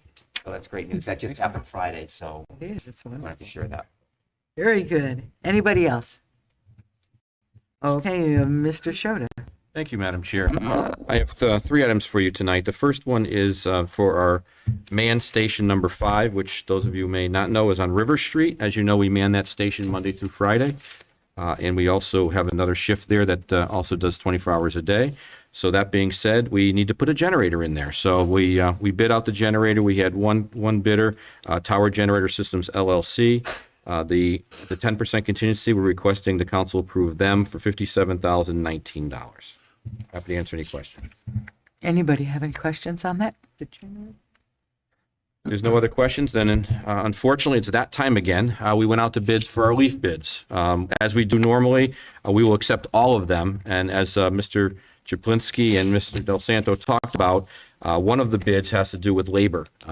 So our bid for labor, as you will see in there, was in the 20s, $26. We would much rather have town part-time staff working for us rather than have to go outside. So we need X number of people out there helping. If the more we get from the town people to work, the less we'll have to hire from a third party. And the reason why third parties are always more expensive is, remember, the group gets them, takes their cut, and that's how that works. So we'd rather have it done that way. So as usual, we're going to recommend, as per the Public Works Director, that we approve all of them in the reverse order. So we use the least expensive first, and then we go to the most expensive. Some of you might remember, we used to get a lot of contractors. We used to need up to 11 trucks at one time. But going back probably 3 or 4 councils ago, 4 councils ago, we started buying leaf vacs. So now we only need 5 of them. So maybe sometime in the future, I won't be giving this bid to you guys, but at this point, we're down to just 5. Any questions on that? I know you see it every year. Anyone? Yes, go ahead, Jeff. Madam Chair. Mark, so the dollar amount that the town offers is $15. What is the actual cost after you figure out, obviously, the town's workers' comp and all the allocations that you guys would apply towards that? Well, we don't pay benefits other than, as you just mentioned, we have to pay the feds. So there'd be the Social Security and that. I believe that's somewhere in the 22 to 26%. You're a businessman. You probably know better than I. But it's usually in the 22 to 26% to pay your FICA and your Social Security on top of that. So is it worth increasing that so that we don't have to, go with a subcontractor that would be then $27 an hour? Did you look at potentially doing that? Well, right now we give the $15, which is the current minimum wage for that. So we have not looked at that point, but if we can't get to that point, then we might look that way. But at this point, this year, we're looking to get as many people as we can on the part-time basis. Okay, thank you. Okay, great. Go ahead. Madam Chair, I also will need an executive session where no action will take place, and we'll be inviting our environmental lawyer and also Mr. Romano when we get to that point. Thank you. Any further questions for the town manager? Thank you, Mark. Let's move on to our town attorney's report, please. Just briefly, thank you, Madam Chair. I'm asked to discuss the ethics opinion letter that went out to the council and the time frame for that. Just so the public's aware that we had an independent outside attorney review for potential conflicts of interest for this body. There was no actual conflicts of interest found by the attorney. However, he had concerns of the optics of passing the Fair Rent Commission, which is required by the state of Connecticut. And his recommendation was to have it vetted by an outside independent attorney prior to it going to public hearing and getting set down for action at the town council level. So I'm asking that this body give me at least 2 weeks before I'm asking that you provide me something to provide to an attorney before we go to public hearing so it could be vetted and to make sure there's no issues with it going forward. And I need about a 2 week time frame would be helpful. So I just want to ask a question, Alex. So if we draft our Fair Rent Commission guidelines or actual rules and stuff. Ordinance. Yep. Thank you. So we're going to send it out for that draft to make sure that it's compliant. Is that correct? Prior to the public hearing, you said. Correct. And not that it's technically compliant, but that it's fair and balanced. Okay. And it's not one-sided pro landlord, pro tenant, that it treats everybody fairly and it's equally balanced. Absolutely. And that's prior to the public hearing. So then if something comes up at the public hearing, wish to include, then would we have to go back to the attorney to review that specific area? It depends if it's something like a small tweak that you're going to make that won't require another public hearing. No. I can have him bless it again after the fact. And if there was a concern, you can always revise it down the road. But if you were at that public hearing, there was significant material changes that were voted on and pressed forward, I'd want that to be reviewed one more time. I see. Okay, very good. So just for an overview of our schedule is what we're doing. So tonight we're going to have some discussion about this. But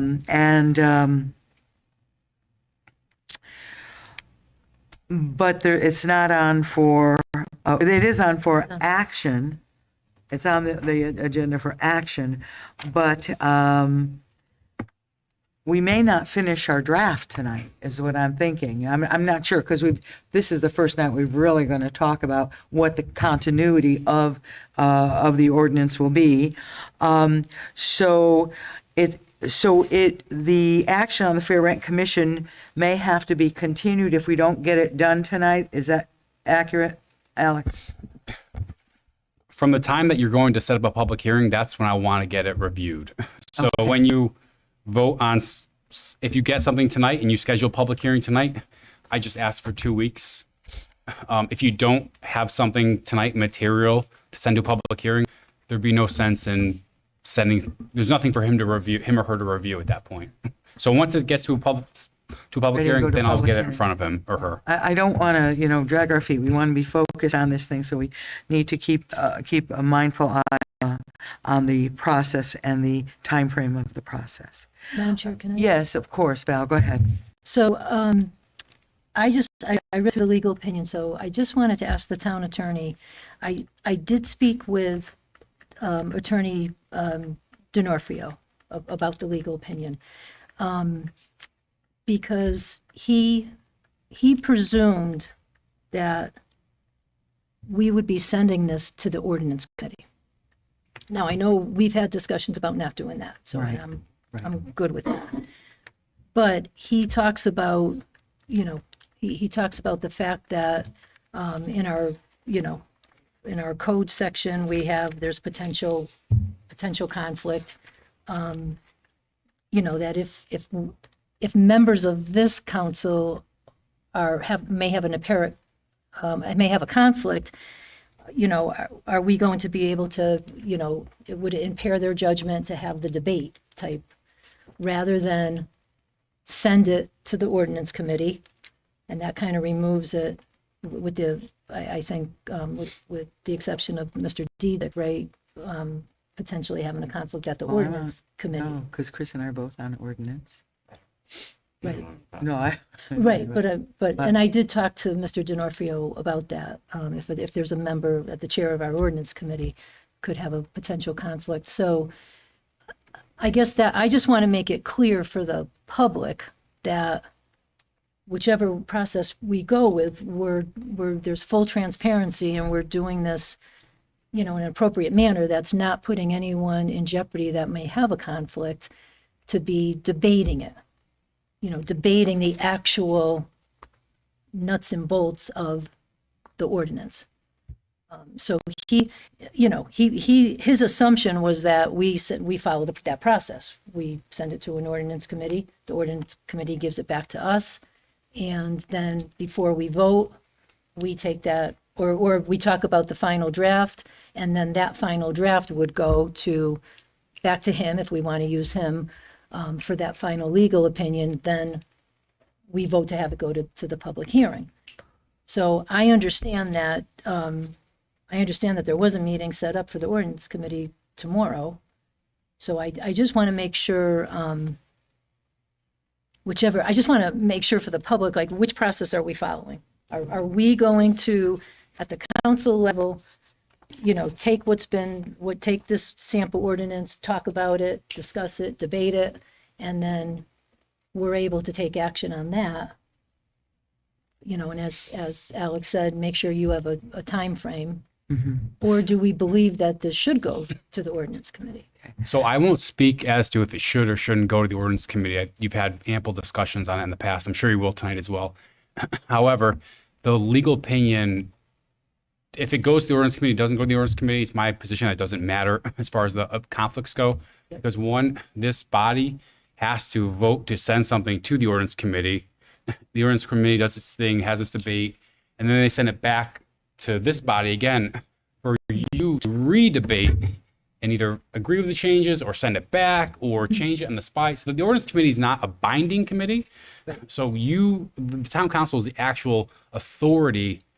So it wouldn't change the ethics opinion if it goes to the ordinance committee or if it doesn't. Okay, and so it would almost, if it goes to the ordinance committee, it would almost add more time. Yeah. Okay, so I think I'm fine with it. Thank you, Val. Madam Please go ahead. Councilwoman Powell touched upon it, but I would ask through you a question to the town attorney that he just speak briefly on who the attorney was who he had reached out to for the opinion and possibly his qualifications, please. Sure. It was Jeffrey D'Onofrio. He's in private practice out of New Haven County. He's the town attorney for over 20 years. He's been the town attorney for Berlin, North Haven, Cheshire, East Haven, among a few others as well in the past. Has over 20 years of municipal law and ethics experience. I found him extremely knowledgeable about the issues and proficient and efficient as well. Thank you. Very good. Any other questions for the town attorney, considering our discussion later on? A question, Madam Chair.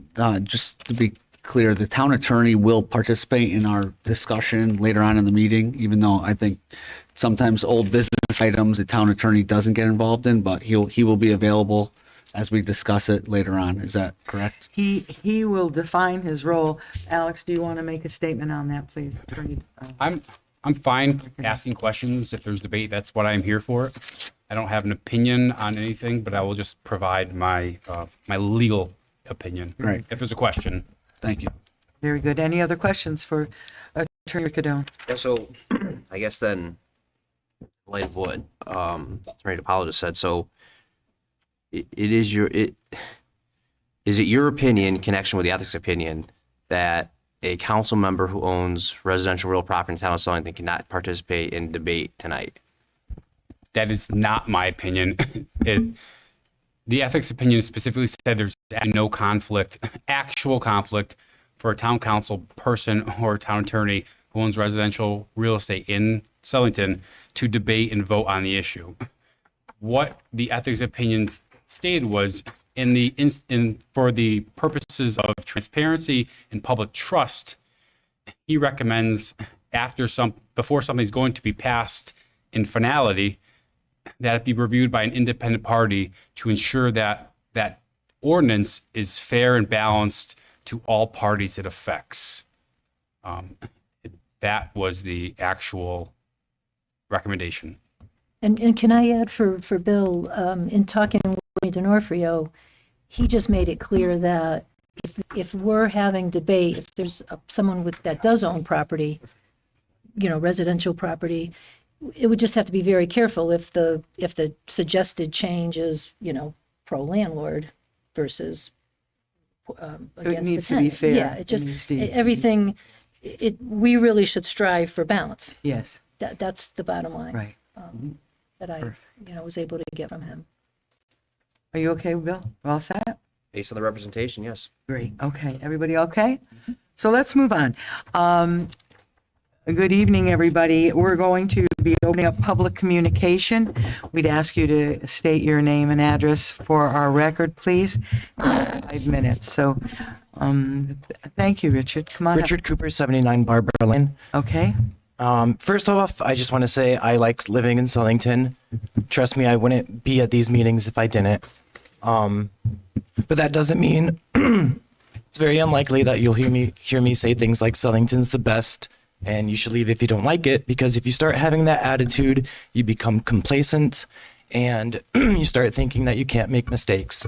So I shy away from saying things like that, but I absolutely love living in this town. So first, I was very pleased to read about the results of the recent audit of our town's special education programs in Southington Public Schools. There's something that happened, an article from August that also highlighted, I think it's called the Stellar Program, buses to for higher education for students with special needs from Southington High School. So I've been reading about a lot of that kind of stuff in the press. So it makes me very pleased to read that stuff.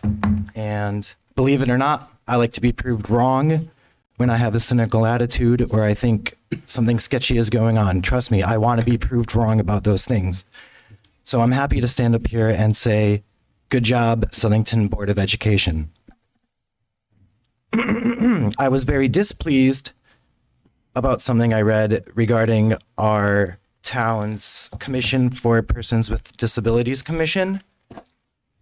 If it had been canceled tonight, there would have been police there, according to what I read. And I don't know what happened at the last meeting for that to be needed, but it definitely makes me sad, especially considering, I won't name names, but the names that were in the article, two like very intelligent, good people. As a matter of fact, two of some of the only people in this town who never thought I was malicious, who could see through smoke and mirrors and fog, and just really good people. So it makes me very sad that those two people had the back and forth that required police, that would have brought police to the meeting. Okay. They're both very passionate about what they do. They want to help people who have disabilities. Very noble. I don't think either of them are doing it for their health. I think they're there because they really care. So I hope that they can find common ground. Me personally, it would help to know exactly. It sounds like the thing that is making people really upset is the transportation issue. Not really my purview. I don't know too much about it, but I mean, it would help, I think, to start with a number of just exactly how many people with disabilities are seeking that type of transportation. I don't know if there is a clear number on that, but I think that would help a lot for some clarity on just how much, just how much the need is really there. I think there probably really is some need there, but I think the two parties who were involved in that altercation could perhaps find common ground and getting that number going, weighing, pros and cons, and just getting a conversation started. I understand it might be somewhat hypocritical for me to stand up here and say that because, let me just start by saying this actually. I do not regret being inquisitive, asking questions, or challenging authority, especially when I think something unjust is happening. I also do not regret ever standing up for myself, speaking my mind, or loving my country. I do regret some emails that I've sent to members of this council. I really regret taking out some frustrations I had with Southington as an entity on certain individuals in office who really did not deserve to be treated the way I treated them. And I also really regret the extremely isolated incidences when I myself found myself shouting at a chair. Okay? Really wish I could take that back, but it is what it is. But we shouldn't be coming to town meetings yelling at each other. Look, sometimes a boisterous attitude can be a good thing, right? It can be being cheerful, being energetic, being engaged. But when it comes from a place of anger, it's never a good thing, okay? I'll probably say more next meeting. I'll be watching about the Commission for Fair Rent. Thank you. Thank you, Richard. Very good. Who's next?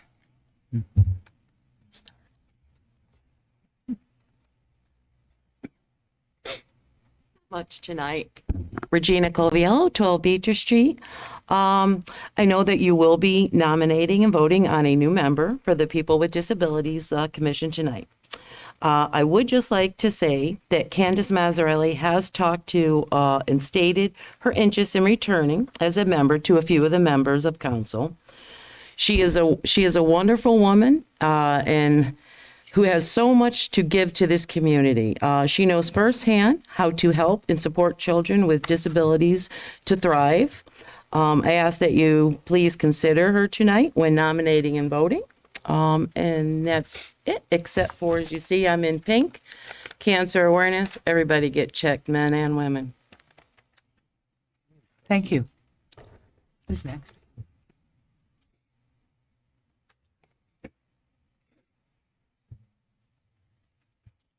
Good evening, David, 43 Riverside Drive. I had some questions on your earlier comments about Fair Rent Commission. So the conflicts of interest you're talking about are based upon the fact that some members of the council have real estate investments that, okay. As a member of the mobile home parks that are driving this, and a former real estate investor myself, I wouldn't have any problem with any of you debating Fair Rent Commission. I kind of find it a little bit surprising that that's come up.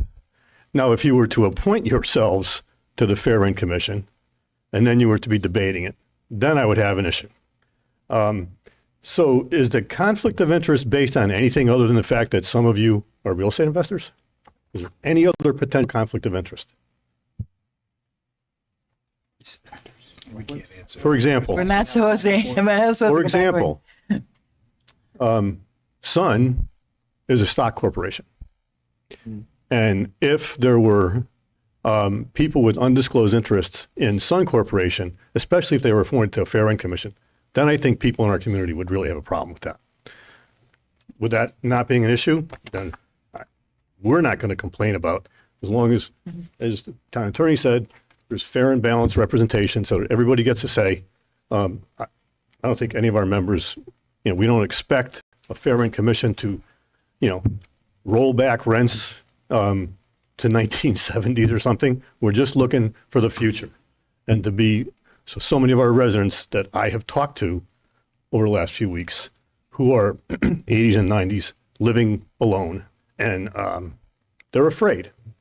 And that's what we're looking for a Fair Rent Commission to do, is protect those people. Finally, so you're going to discuss a Fair Rent Commission framework tonight? Is that what's going to happen? So have you got a draft?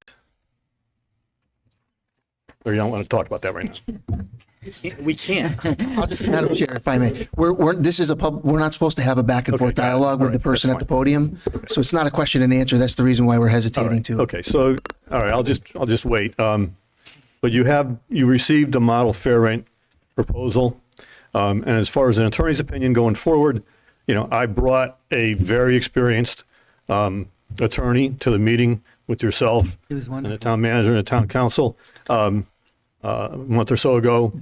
I would hope that you would take advantage of that opportunity of whatever draft or revisions that are necessary after tonight's meeting. You could use that as a resource.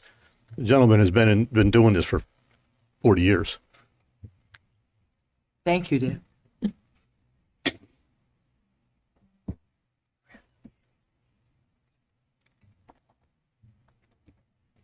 Good evening, Gloria Brown, 587 Burrett Street in Plantsville.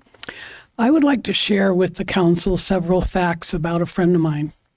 I'll start with the important facts first. My friend is a lifelong resident of Southington.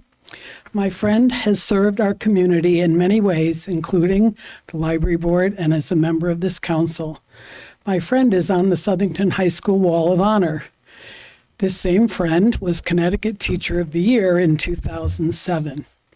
In April of this year, it was announced that my friend would be inducted into the National Teacher Hall of Fame, one of only 5 teachers named this year, and one of only 130 since they started this Hall of Fame.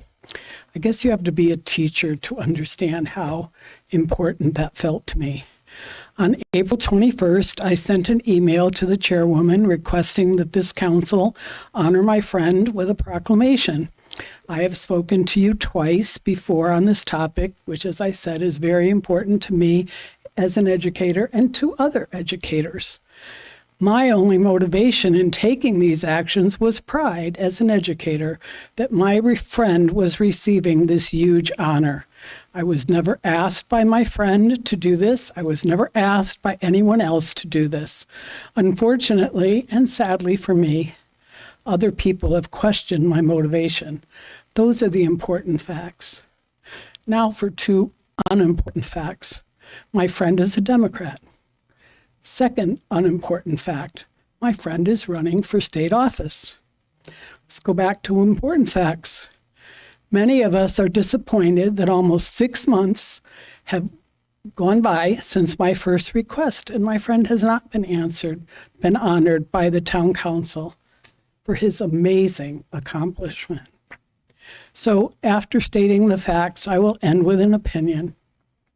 Anyone who brings such an honor to our town, as my friend has, should be recognized by this group in a timely manner, regardless of their political party or whether they are running for office. Thank you. Thank you, Gloria. And we will do exactly that. I just spoke to Chris. We will do that because he's my friend too. But not because he's my friend, because it's the right thing. Thank you, Gloria. Next. And he deserves it. You're right. Loretta Giddicks, Red Oak Drive. It's a question, but I'll just pose it as something to think about and discuss. This attorney that you spoke with that represents these other towns, Cheshire and all these towns, the attorney that gave you the information that you required about the Fair Rent Commission, do any of the towns that he has a part of or represents have a Fair Rent Commission? I would think that would be kind of important. There are many, there's over 20 cities in the state that already have a Fair Rent Commission that can be looked at to help you put it all together. I know it's difficult because you have to go through the political process, so it makes it long and seems dragged out to us, but you know, I know you have to do what you have to do, but that's what I wanted to ask. Thank you.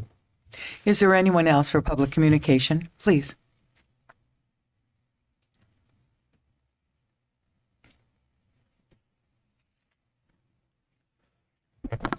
Victoria Reed, 105 Claudia Drive. I'm here because I'm very concerned about the library project and the reduction in size, and I would ask that the town council consider other resources, grants, funds, whatever, to make up that monetary differential so that we can get the library size that most residents of the town want to have. I also was at that building committee meeting, and I know the town manager mentioned that we could speak, but it would have been helpful if some of those documents that were shared just with the committee member were also available, even if we had to return them, so that we could look at them and look at all of the exact measurements and sizes of all the spaces. Thank you. Thank you, Victoria.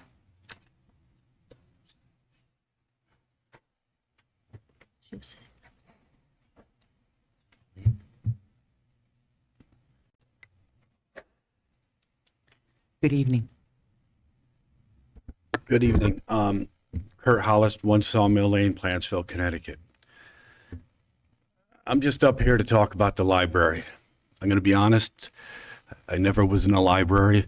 I'm a dyslexic person, so the library is not someone that goes to read books, but someone to do other things.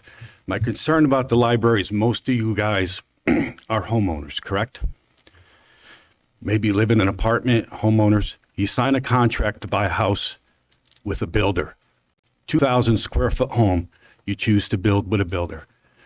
They then tell you you're going to get a 1,600 square foot home and possibly 20% higher than your price, and you're going to stuff it down. He's going to stuff it down your throat. The people of Southington came to vote for a certain size library.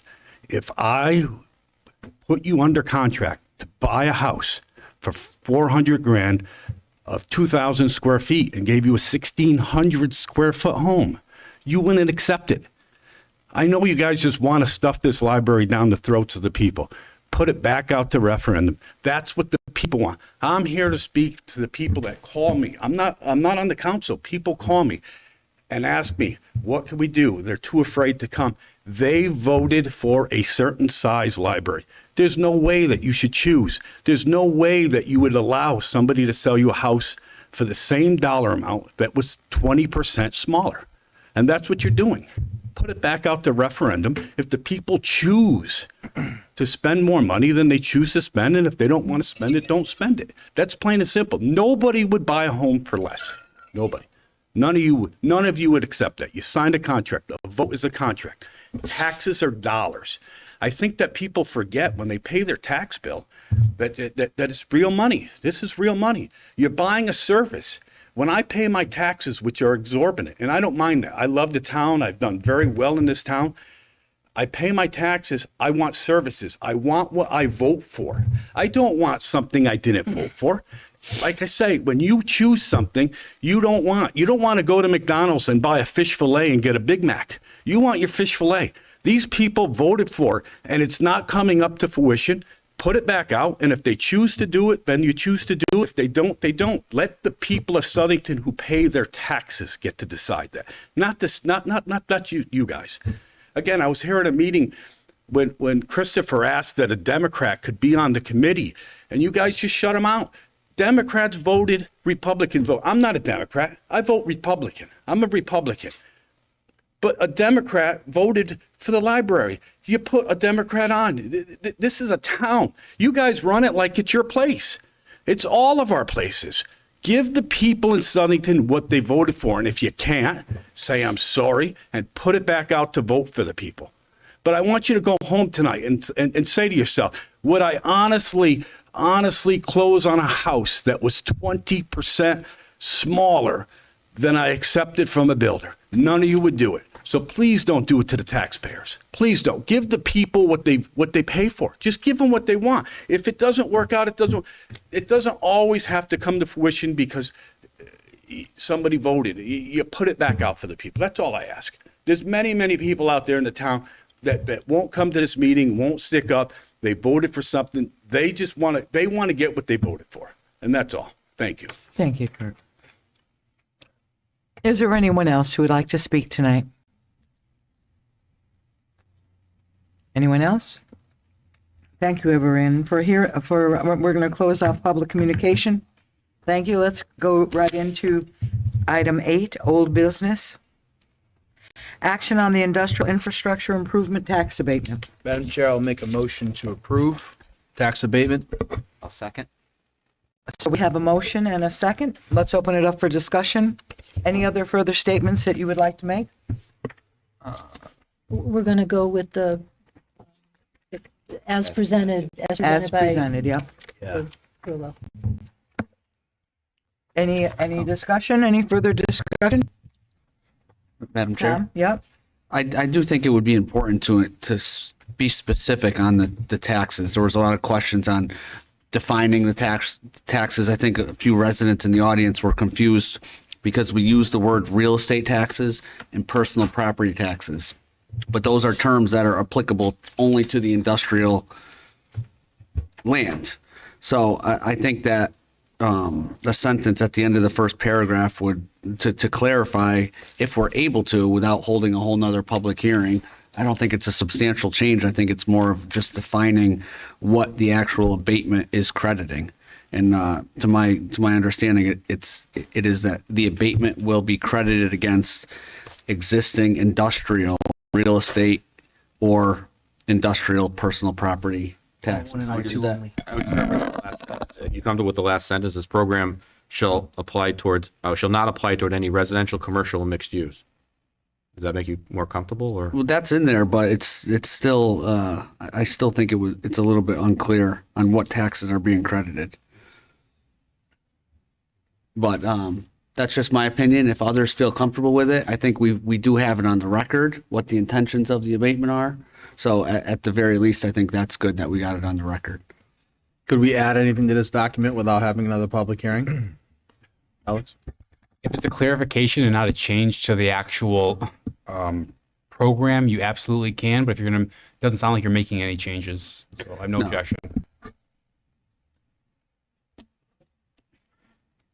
What do you all think?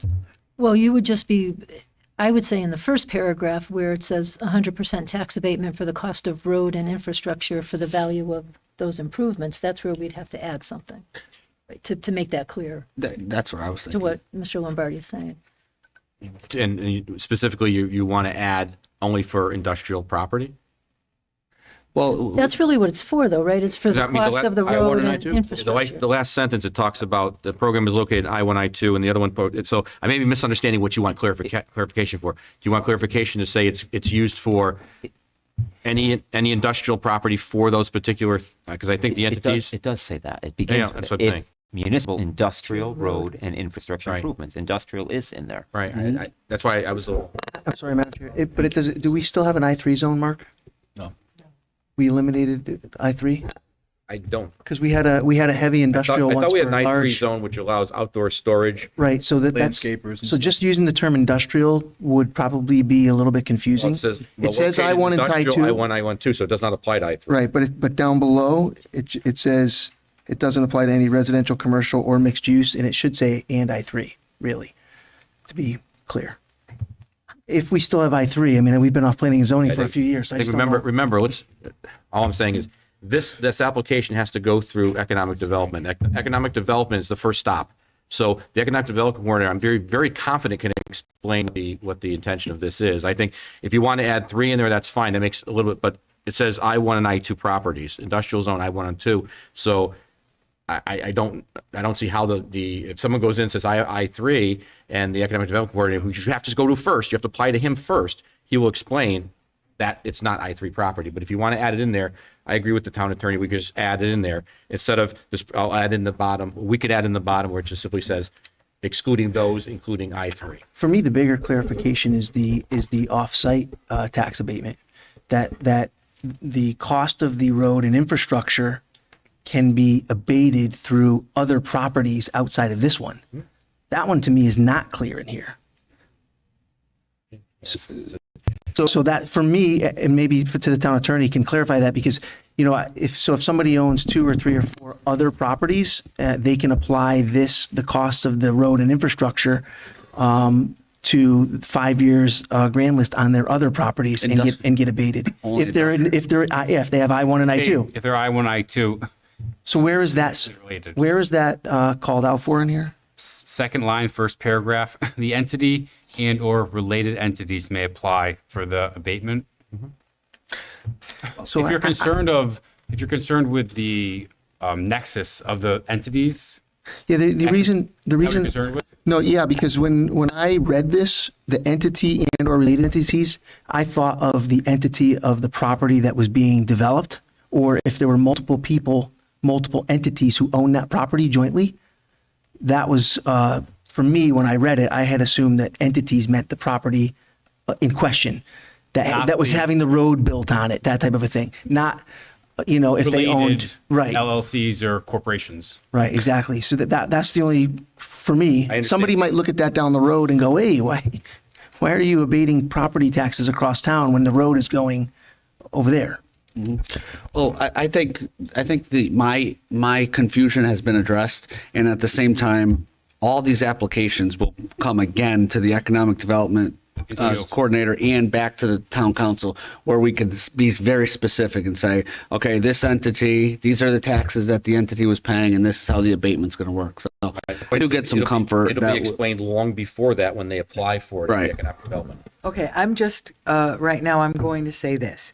If there is a motion on the floor, make your motion to. There's a motion in a second. Been made and No, seconded. but what I meant to amend this document, make the motion to amend. Be not, then we have a document in front of us. I'm unsure. I have no motion to amend. My concerns are Are addressed. you going to make a motion? Everybody's okay with it? We're good. We're good. Mike made a motion. I'm fine. Yeah, I'm okay with it. As per what we Yeah. received. so I have a motion, a second, a lively discussion has just happened, which is great. But I want to call the roll, please, Madam Clerk, if you will. Dietzig? Yes. Lombardi? Yes.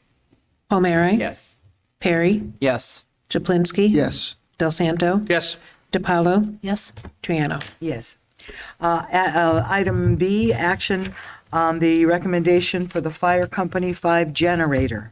So moved, Madam Chair? Thank Second. you. Second by Paul. Any discussion on this? Hearing no discussion, please call the roll, please, Madam Clerk. Dietzick. Yes. Lombardi. Yes. Palmieri. Yes. Perry. Yes. Chaplinsky. Yes. Del Santo. Yes. DiPaolo. Yes? Triano. Yes. Item C, action on the recommendation for fall leaf pickup, vac all rental. Motion to approve is presented. Second. All those in favor signify. Just one other discussion. point. Okay. Oh, I just want to remind residents too that we also are opening the transfer station Fridays as well during leaf season for brush drop off. Because I think that does help so, our workers a lot, and it helps residents too Yeah. to get rid of their leaves. So just want to note that again, that once again this year, Friday afternoons, the transfer station will be If open. the residents get the leaves down from the trees on time, I'd appreciate that too. Jacob, That too, you know. call for rain one Saturday at the apple And don't forget to harvest. check the website for your leaf pickup times, because Mike, you've been, So we have a motion on the floor in a second. All those in Madam favor Chair, signify by Madam saying. Hang on. there's- Oh, yes, go ahead.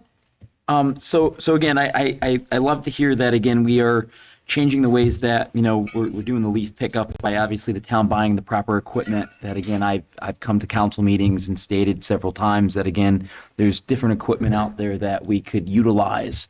And again, it's just nice to hear that we're reducing the amount of contractors, we're doing it in-house, and we're not subbing this work out that I know our town staff could definitely do. So I just am very excited to see that again, we're investing in our public works department to add more services to our town. Because again, based on the schedules that they're increasing the go back around for the final round. So it's nice to see that and the completion being done faster. So again, I'm just very excited to see that. And I look forward to, again, one day they're not being subs and doing it internally. Thank you. Okay. Any more discussion? Hearing no further discussion, all those in favor signify by saying aye. Aye. Any opposition? The ayes carry it unanimously. Thank you, everybody. Item D, action on the recommendation for fall leaf pickup temporary laborers. Motion to approve is presented. Second. We have a motion and a second. Any discussion? Hearing no discussion, I'm going to move the motion. All those in favor of it, please signify by saying aye. Aye. Any opposed? Hearing none, it passes unanimously. Now we're going to get into item E, action on fair rent commission. And I know that Val has worked a great deal on some thoughts and has presented those to us. And Paul, I'm going to ask you to present this evening a little bit, and then we can get into the discussion. Paul has some that he's been working on also. So if you... Madam Chair, can I, before Yes. Paul goes though, just so that we can answer just a few of the questions that were. Okay, sure, go ahead. So yes, we have the CCM toolkit, and we all have that, and that's the ordinance that I've presented is pretty much that. So just to let you know that. The reason that we got a legal opinion on the conflicts of interest really is because of the code, the Southington Code of Ethics, and for elected officials, when you sit on a council or a board or a commission, you really need to be very careful about anything that you might have a personal interest, a financial interest. So I think it was really important that, we have members that, for different reasons, may have conflicts. I felt very comfortable talking with the attorney that provided the legal opinion. He did seem to have a very good background, and I think it was good that we did get that legal opinion. Me too. And I obviously want to see this move quickly, so that we can get to a point where, we're presenting something, that we, for a fair rent commission. Mr. Chaplinsky and I we tried to connect, and we just weren't able to connect. But I would just say I presented the sample ordinance, so it's pretty much soup to nuts what was presented. I just want to say that I think the really important parts of this is the obviously the makeup of the commission. How many members, some landlords, some tenants, somebody that's not either. I think that's really important. The powers that they have. And I think the most critical thing really is, or maybe one of the most critical things is, how does the commission decide or determine if rent is excessive, if a rental increase, well, not even an increase, if rent is excessive, how does it reach that harsh and unconscionable threshold? And I think the 13 different circumstances that are presented in the CCM material, I think those circumstances are excellent. The Fair Rent Commission can use those, the ones that are applicable. They can put whatever weight on those that they want. And the only other area that I think is really critical is any retaliatory behavior. Yep.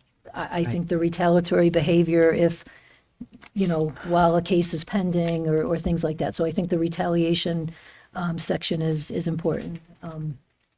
But I'm very open to hear what everybody else, this is a good starting point for us. I want to thank you for that, Val, and also for Paul. Let's hear out Paul's side as to what he because he really actually took that also and just went through and had a few tweaks, I think. Paul, why don't you bring us up to speed on yours? Then we can get into some of the nitty gritty about the construct of the commission, and we can get that settled tonight. The fact that we're okay with us acting as the ordinance committee in this is within our purview. It does not conflict with anything, and we're hoping to be able to move forward as quickly as we can, because we know people are waiting. So we want to do that. So, Paul, why don't you go through some of the stuff that you've gone through? I know you've gone through the same documentation that Val has, and you've tweaked it a little bit. So go ahead, Paul. Why don't you start? So as a point of departure, as Val mentioned, we didn't have a chance to connect. Unfortunately, we played phone tag a little bit, so apologies that we didn't get to that. But I think the overall premise is that we wanted to have the dialogue here on this. I did put some notes together, so I'll pass these along. But before I do, I think the point of departure is the fair rent toolkit that you put out last week. So we all received that. We discussed that. We got it at the end of the meeting. I think everybody was still digesting, and we didn't have the legal opinion yet. So the work that we put together, I had taken some notes considering the feedback that we got from the town attorney, in that we have to have a balanced approach to this and ensure that whatever gets done, and it gets done in a fair and balanced way. So I went through this, bounced a few of these off of a few of the team members here. I'm going to share these with you in a minute.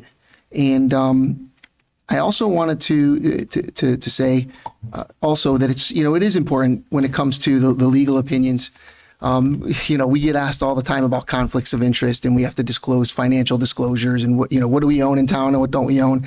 And so it's important to do that. And I did mention at the last meeting that I have my mother is a Sun, lives in a Sun community. So I had to disclose that as well and get an opinion as to whether even having this discussion was okay. So I want to make sure that whatever I do doesn't jeopardize the work that we have up here, anybody else as well, and put anybody in harm's way. So I'm glad to hear that we're all clear to at least have the dialogue. So yeah, with that, what I did was I tried to take if you'll pass those down, Victoria. I tried to take the toolkit, Val, that you provided from the last one, and or sequentially, I created a table of things that I would like us to talk about that I think will help make this more fair and balanced, and also some housekeeping things in there that I think could help with clarifying, as you said, how do they make decisions, and what would be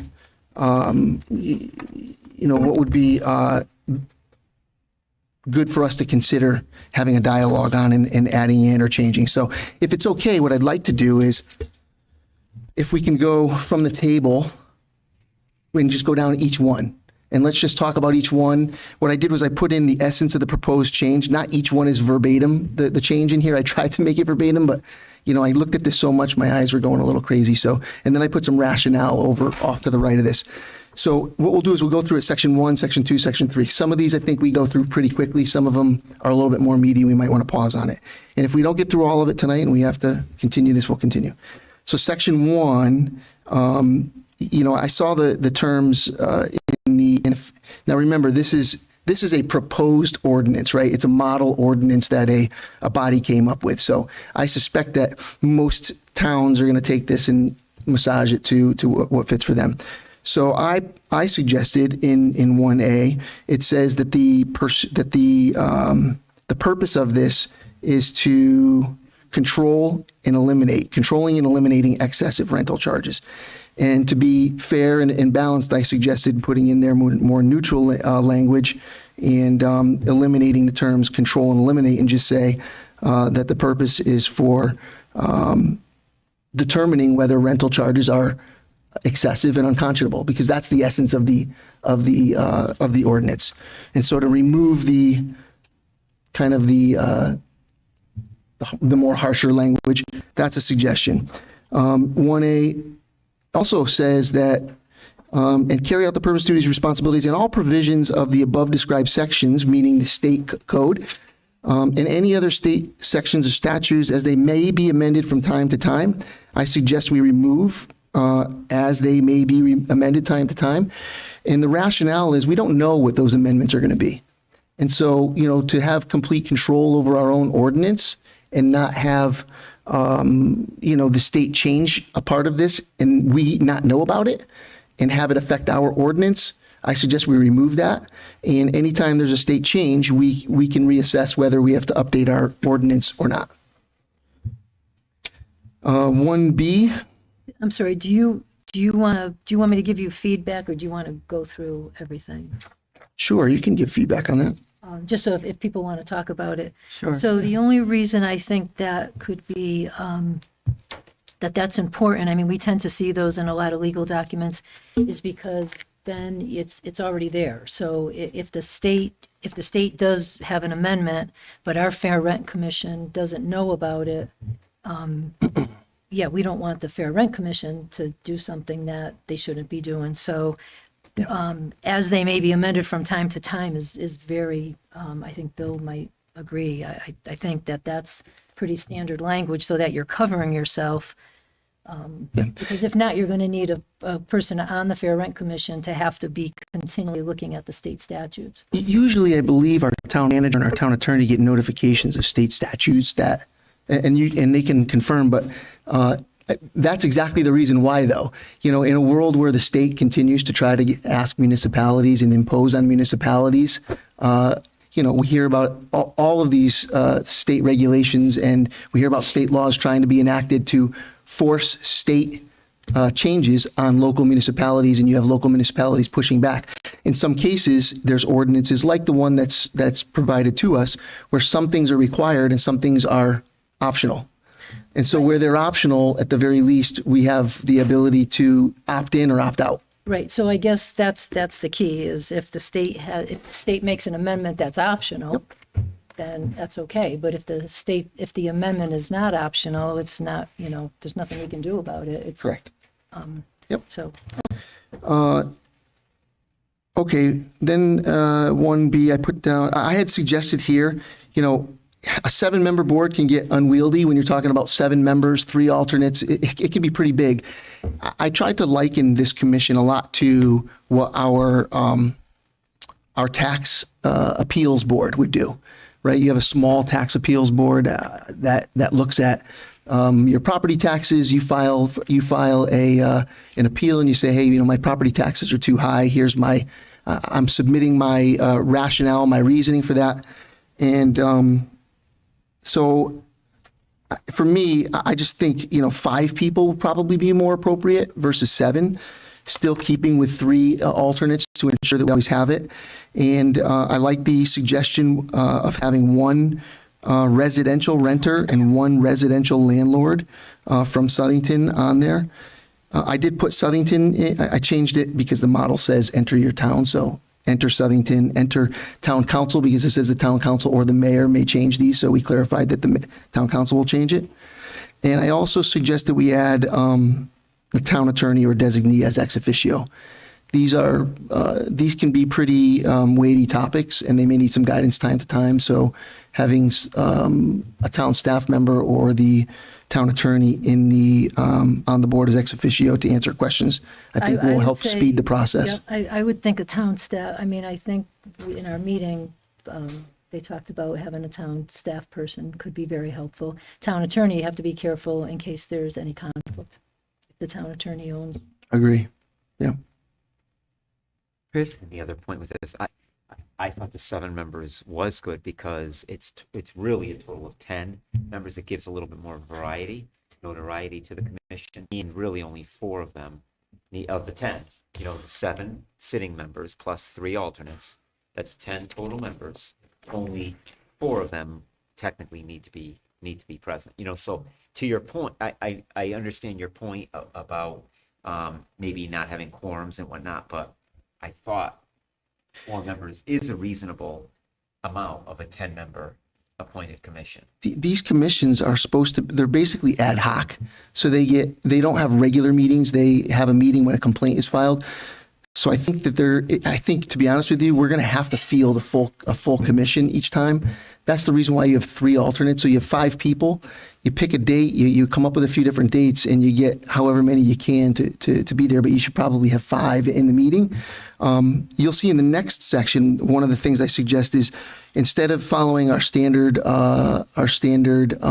policy for minority representation, I suggest that we have 3 members maximum of a political party. So if the board is a 5-member board, so maximum of 3 from one political party be allowed on the board to minimize the politicization, because right now our charter says that you can have 4 on a 5-member board, you can have 4 members from one party. But can you, I'm just going to defer to Alex. I think we have to follow the minority representation rules, right? We do, but we can make it stronger if We can do if the other that. Yeah, it's- Okay. Yeah. Yep. So my question on that is, it says the no more than 3. Again, would if we went with 5 instead of 7, which I'm not in favor of 5. I like having a bigger group of people because again, it gives more of an opinion and more conversation, right? So again, it just allows, I think, better dialogues to happen. But again, it says no more than 3 from a party. Is there, again, I think having unaffiliated is awesome too. But at the same time, I think having some Democrats and some Republicans, make it balance. So again, I think this mentions the maximum. It doesn't mention, again, there being at least some, because like was mentioned earlier, there's not a Democrat on the building committee. So again, I think that there should be a Democrat on this. I think there are Democrats on the building committee. That was, first of all, the From the person council. who spoke about that was wrong. And that statement is wrong. From the council. The building committees have always had one representative of a political party on there from the town council. So that's the way it's always been. It's always been. In perpetuity. That's how it's always been. So that's just to be clear. There's other committees that don't have any Democrats on. But the building committees always have one representative from the town council. But again, from the council, I'm not going to rehash that, but again, we've gone over that several times. It just was mentioned earlier today that there's not a Democrat from the council. So again, I just think that again, having, both parties and even unaffiliated would be fine. But again, your wording doesn't mention that. It might be good. It might be good to, and I'm sorry, Val. We can. I'll hear you. It might be good for us to kind of run through these, and maybe we don't take formal action on this tonight because we are kind of just digesting this. Maybe we run through it, make sure we talk about any open questions that people have about the suggestions, and then maybe we digest it and we come back to the next meeting ready to take action on it. Maybe that would be the best. I don't want to. My intention tonight wasn't to say, hey, let's put these on paper and let's vote it tonight. I think is good to understand at least the areas that I've identified as pinch point. I did bounce it by a few of my colleagues. And, I think you should walk away from this and do the same as well. Yeah. If that's okay. Again, I think it's awesome that you did this. You spent a lot of time. Again, I just think also delaying this isn't fair to the residents that keep showing up as well. So if we got this sooner, it would have been awesome. But continue, please. Yeah. Last night. continue, please? It's okay to continue? Yeah, thank you. Thank you, Jack. Appreciate that permission. Val? Sorry. No, go ahead. Go ahead. Okay, so we talked about 1B. In section 3, there was a term about things that could be included in the, let's see, section 2, section 3. 3A, and if we go to number 7, it says that things that could be considered in determining whether a rental charge or proposed increase in a rental charge is so excessive, and so on. Number 7 says the amount of taxes and overhead expenses thereof. I suggested including debt service as well, so it would read, the amount of taxes and overhead expenses, including debt service thereof, because debt service could come into play both for a landlord or for a tenant. 3A13 added the. Sorry, Tom. Go ahead. Thank you, Mr. Chaplinsky. This is the point where I did want to raise a question to the town attorney, specifically to item 3, section 3, number 7, which is the 13 criteria of determining excessive rents. I have other comments on the whole process overall, but I'll save those for later. But number 7, which Mr. Chaplinsky just mentioned, was the amount of taxes and overhead expenses. He wants to add the term including debt service. And number 9 reads the income of the tenant, the income of the petitioner, and the availability of accommodations. My question for the town attorney is that the way I'm reading both of those stipulations is that this commission would have the ability to subpoena information from both the landlord and the tenant. So where does that go? Do we demand tax returns from the tenants? Do we demand tax returns from the LLCs possibly that own the residential property? I have a real problem with this, and the term Fair Rent Commission, who's not going to support that? I mean, we have people from our community that are hurting and they want help, and they're coming to us thinking that we're going to save them, which I think on the surface is a very misleading subject. So I just really have a major concern with a government body having overreaching powers, not only to the landlords but to the tenants. They're going to say, okay, did you receive any gifts from family members? What was on your tax return? And then what happens if they didn't file a tax return? What happens if they're not a resident? Now, do we have an obligation to go to the IRS and say, well, wait a second, this person didn't file their taxes, so therefore we can't help them on the Fair Rent Commission? So I'd just like to say, I just want to confirm with the town attorney that to your understanding, this Fair Rent Commission would have the authority to ask both the landlord and the tenant for very personal information in these matters. Is that a correct assumption? So on its face, the statute provides the Fair Rent Commission with subpoena power. It's very broad. It doesn't specify what that subpoena power is, but if a commission wanted to look at these items, in theory, they would have the ability to issue a subpoena by a marshal and demand that information be presented. That's in theory. In practice, right? Would it happen? I can't speak to that. And would it be challenged in court? I could see a tenant or a landlord filing an action for an injunction to block that or to quash that subpoena at the Superior Court. So to answer your question, I don't know how it would play out, but on its face, there is subpoena power to request documents. Right. And the other thing I had on number 7 regarding the taxes and overhead, I think if on that line, if we're able to, I don't know if we're even able to change that stipulation, but it should be specific to the subject property only. For example, if there's a tenant living in residential unit A, we should only be looking at the expenses and overhead of that unit, not maybe the other unit that the same owner owns across town. I don't think the other property should be relevant to the or in other towns. Right. So it should be specific to the subject property. Well, just to stop you there, Yep. It might be relevant because it says you have to take into consideration That's right. what's fair and equitable. So if you have a landlord that's making a ton of money on one property across town, it can be argued that, well, maybe it's more equitable that this landlord can't charge as much rent for this unit because he or she's doing really well across town. So it could be a factor brought up to the commission. All right, thank you, and thank you for allowing the comments, Mr. Shaplinsky, on that. Please continue. Something to chew on for sure.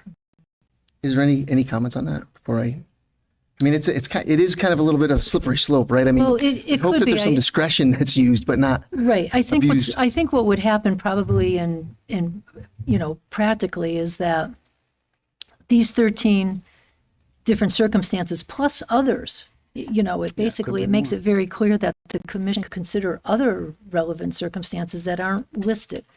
So every case, I don't believe all these 13 factors would apply. Right. I think from speaking with the attorney from Legal Services that was part of draft, he was part of the authors of this.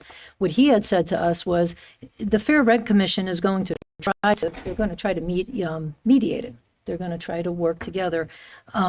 So all of these factors or circumstances aren't going to come up. So, every case, I think for Mr. Lombardi to put your mind at ease, I don't think every case they're going to be going at people's, income and tax returns and the landlords, what they're making and all that. Could it come up in some cases? Sure, it's a circumstance to look at. But I don't think practically it's going to come up every time. It does beg the question, though, because if you do have a committee that is a bit aggressive on a certain case, and they request all of the tax returns from Party A in the last 5 years, and Party A doesn't want to give them up, and let's say it's a tenant, for example, they have to go file now an appeal to the Superior Court to try to block that subpoena. I mean, it can get pretty messy. Well, it could, and I mean, And they might not be able to afford to do they that, can bring and- representation with them. They can bring representation with them to the Fair Rent Commission meeting, and but Maybe there's some language in here that we can consider that says reasonable. I think something like maybe reasonable requests can be made to and that's going to be up to the Fair Rent Commission. Yeah. Right. So it's going to depend on the makeup of the commission. Okay, so we'll keep going through it. So we got the debt service, we got the term. 3A13, whether and to the extent to which the income from an increase in rental charges has been or will be reinvested in improvements to the accommodations. I suggest adding in property as well into that, improvements to the property and accommodations, just so that it's clear to the rent commission what accommodations is. Somebody could be reinvesting into the actual facilities or the properties that are being rented. The next one is an addition. So, this might not track exactly now, Val and the others who are reading this. I'd list this as 3B. It's a new 3B, if you will. So it would come after A. Since you see I put in add. So the 3B you would. Yeah, so go to 3B would C. become 3C, and then C, 3C would okay. become, yeah, sorry about that. And you'll see 3C says to renumber B to C, and so, so it gets a little, that's why I was saying my eyes were going a little googly here. Val and Bill, I don't know how you do these contracts every day of your life. Okay, so, all right. So, yeah. So determinations by the commission shall not be made solely based on equity of either party, and all applicable factors in this section, meaning section 3, shall be taken into consideration together as a whole, along with other market-based objective criteria the commission may determine to be relevant. Nothing in this section shall preclude the commission from considering other market-based relevant information in making its findings. And you'll see the rationale there is the guidance to the commission is that, we shouldn't be basing, your only decision shouldn't be based on equity, and you should be looking at all the determining factors in a decision as a whole. And whatever those are is up to the commission to decide. But I don't, I wouldn't want to remove, because equity is maybe looking at whatever circumstances do apply. All 13 may not apply. So you want to be, I think a big part of this ordinance is that you do want it to be fair and equitable under the circumstances. And the circumstances for one situation, what's equitable, could be very different for the next situations. So I would say we have to be very careful with that and say, based on where we've come in our, with equity and all that, we want to do, we know better now, so we want to do things with being fair and equitable. I don't want to totally, I just say equity should not be the determining factor, but it's not, we have language here which says nothing in this section shall preclude the commission from considering other relevant circumstances. So I think that's doing what you are asking for is, along with other market-based objective criteria, the commission can do that. Yeah, this was meant to give the commission a little bit of guidance, as you said, because how do they make their determinations? Trying to give them a little bit of guidance to say, hey, be objective, try to be broad, look at the entire picture. I obviously don't want to remove anything that's going to say be fair and equitable. Yeah, and we're not suggesting removing anything. This is an additional section. So this would be a new Just to section. add some of that. More guidance. Okay. Okay, then of course, that would, you'll see it says renumber B to C. So no change there. That's just housekeeping. If 3B were to be added. Then section 4. So section 4, it looks like 4A. Yeah, this was something, there was a term in the last section of 4A that says that who continues to pay the last agreed upon rent. And, to ensure that the commission understands what that is, for the purposes of this ordinance, last agreed upon rent, this would be an add. So in addition to what's there, add in last agreed upon rent means a rental amount in a lease agreement or a rent amount which has been proposed or been in effect 32 days prior to filing a complaint, whichever is greater. So it kind of puts a time bounds around it so that you're not going back a certain, yeah. So, whatever's reasonable there, I thought it would be good to kind of define that so that the commission would have some guidance there. And maybe the number changes, but at least we're offering some guidance. 4B, this was an ad request. This is, again, it didn't really spell out that Southington maintains authority over certain things. So I suggest put in the appropriate municipal office or agency shall retain exclusive jurisdiction over any, and this goes to the non-rent stuff. Exclusive jurisdiction over any housing conditions that may violate health, safety, zoning, fire, or building codes. And of course, when we have that jurisdiction, for example, on a fire code, our fire department often use state codes. So they would always refer to whatever the local or state code is. Most of the time it's a state code. But the jurisdiction still lies with the Southington Fire Department, not somebody else. Everybody knows that the buck stops with Southington, and Southington has the jurisdiction for the Southington Commission, right? 4D was a revision request. I suggested here to eliminate the original paragraph and replace it. So so this is kind of a process that we didn't talk about in the past, but you mentioned mediation, Val. And when I did some of the benchmarking with some of the other communities, it was used in other communities that some mediation first was tried before going to the Fair Rent Commission. Usually a town staff member did that. And so I think it would be good for us to, hey, sometimes cooler heads prevail. And sometimes just getting people together talking helps. And so the suggestion here is step 1 is prior to a hearing being held, all attempts shall be made through mediation to the extent practical to resolve the complaint. Town staff designated by the town manager upon receipt of the complaint within 72 business hours shall contact the parties and schedule mediation, not arbitration. Scratch that.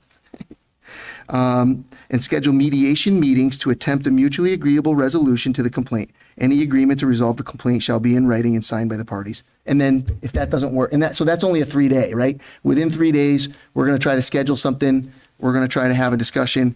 Mark, I didn't ask you about this, but I apologize. I should have. As long as we need to contact within 72 hours, that's fine. That's what it is. Within 72 hours, you have to initiate a communication. It says, hey, let's schedule something. And it would be your discretion who the right party is, because, if it's a building department issue that is causing the rent issue, then he might want the building official to mediate, right? If it's financial and it's rent only, we might want the tax assessor to mediate the discussion. So it would be your call as to who the right person is to do, and it might be you, Mark. Could be. Yeah, I If think you the decide. only thing with that, Paul, is that, I think it says it here, that to the extent practicable, encourage the parties to the complaint, because you can't force them. Exactly. And that's why, it's just a suggestion. Yeah, If they don't come to the table, then it gets scheduled, right? And then you just move forward with Yep.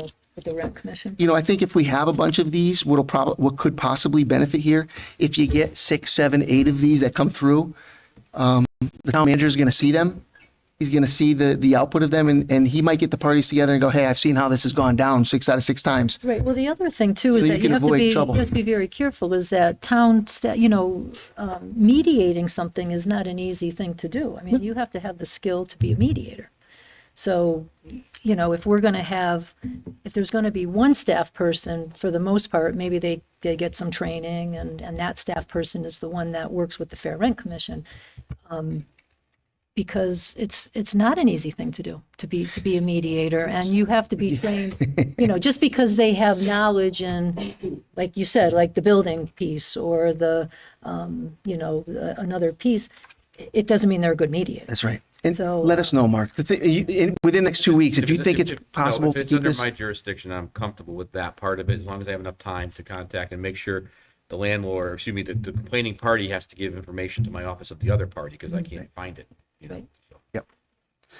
On the grounds of, ensuring that this is balanced, one of the things that wasn't defined in here is who's got the burden of proof, who owns the complaint, and who should be collecting the information. One of the questions that I had when I read the model ordinance was, I was saying to myself, wow, so is the commission supposed to figure out, the data? Are they supposed to somehow gather the data?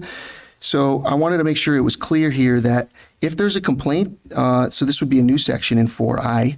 If there is a complaint, the complainant bears the burden of proof in demonstrating that a rent increase is excessive and unconscionable, which is similar to any court proceedings. If you are going to file and please correct me if I'm wrong, Val. If you're going to file a complaint with the courts, it's up to you to prove your complaint, right? Right, but that's a very different situation. That's in like in a superior court where you have a plaintiff and a defendant. So the plaintiff does bear the burden of proof. You can't do this here, because the Fair Rent Commission has to determine whether the increase in rent, or whether the rent is excessive based on that harsh and unconscionable burden. It's not the tenant is coming in saying, I believe my rent might be excessive, or I didn't have, the landlord not fixing things, but still charging me a lot of money. Yep. So you can't, that we can't do. We can't put the burden on, because now that would be if they were going to go to court, which they can't do right now. That's the problem. Tenants cannot just go to court and say, my rent is too high. They don't have any recourse in court. Right. Superior court. Say that again? A tenant, like if a tenant's rent goes up, they can't go file a complaint against. Today they can't, correct. They file a complaint with the Fair Rent Commission. All they could do is go to a Fair Rent Commission, and we should not have them bear the burden of, like, that they have to come in with evidence and all kinds of things to say, this is why my rent is excessive. That's on the commission. And the commission will determine each case. This is just the way I'm kind of thinking it's going to happen. the members of the commission each time are going to determine, okay, so this is the case we have. This is what's going on. These are the facts. What information do we need? And then they'll decide, do we need to issue any subpoenas? Hopefully not. And we're going to get information from the tenant. We're going to get information from the landlord, and hopefully they're going to mediate it. But it's on the commission. My understanding is this is on the commission. It's not, you can't put the burden on. Where does it say that in there, in the document that you provided, that it's on in a lot of the annotations, a lot of the language is basically saying that's what the Fair Rent Commission is for. Obviously a tenant has to have a reason to believe. Yeah. But they shouldn't have to bear that high a standard. That's a high standard. Well, I mean, who else is going to prove it, though? I mean, somebody has to do the legwork to pull somebody's got to pull the contracts and say, here's my contract. Well, they're going to bring in what they have, and then the Fair Rent Commission, the members are going to look at all of it and determine. Fair, but the commission will then go back and say, hey, you still need to provide us X, Y, and Z for us to make a proper determination. Maybe, or maybe not. Maybe enough will be presented. I mean, because how many, think about people like in some communities, they're going to come in with what their rent has been, over time. All they can really come in with is, this is what it's been. Now it keeps increasing. This is the contract I have. So what would the Fair Rent Commission do to help them prove their case then? They have what they have. They have their receipts from years. It's always been this.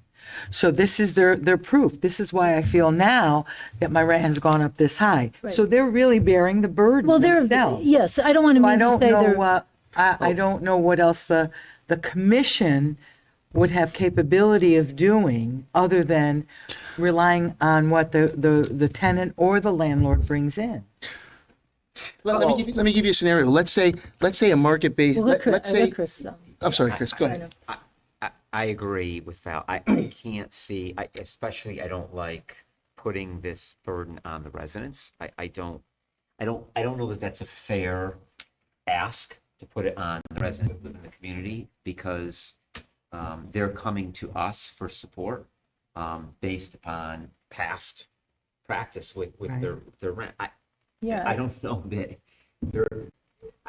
it's fair to ask them to come up with. Where would this commission get what they need if the individuals can't provide it for them? Well, they're going to have to provide. They're going to have to provide. That's all I'm saying. Because if That's they're what going I to make think this says. Yeah, but Madam- it seems much stronger language than I think. Madam Chair, That's all. I think if we look at the box that Paul provided 4I, which we're reading here, I think if we removed number 2, which says independent market-based comparable rental information, because the complainant might not have the resources or time to obtain that information, but certainly the complainant should be responsible for providing, maybe a lease agreement, which would be number 1, and then number 3 is kind of just like anything that might be relevant. But I think if you remove number 2, I think that should take a lot of the burden off of the complainant. And to change number 1, what you just said. Number 1 would be any and all contractual agreements. Well, I think they should at least have something. They can't just come in and say. You said a minute ago, you said like prior rental, whatever. No, I would say leave number 1 in there. That's number 1, Chris. I think. No, you said something else, Tom, a minute ago. You said to change number 1 to. No, I would say remove item number 2. Remove number 2, because that's work that the commission could do. I know. Also So, said something just about- to interject really quick, so is it your proposal that the commission is going to do the research now? I just Well, that's want, what we're we'll have talking to, about. we'll have to, I have we'll have to concern. adjust some other things if that's the case. I have concern about the research because the concern that I have is, what if the research that the commission pulls doesn't properly represent what the tenant feels or the landlord feels?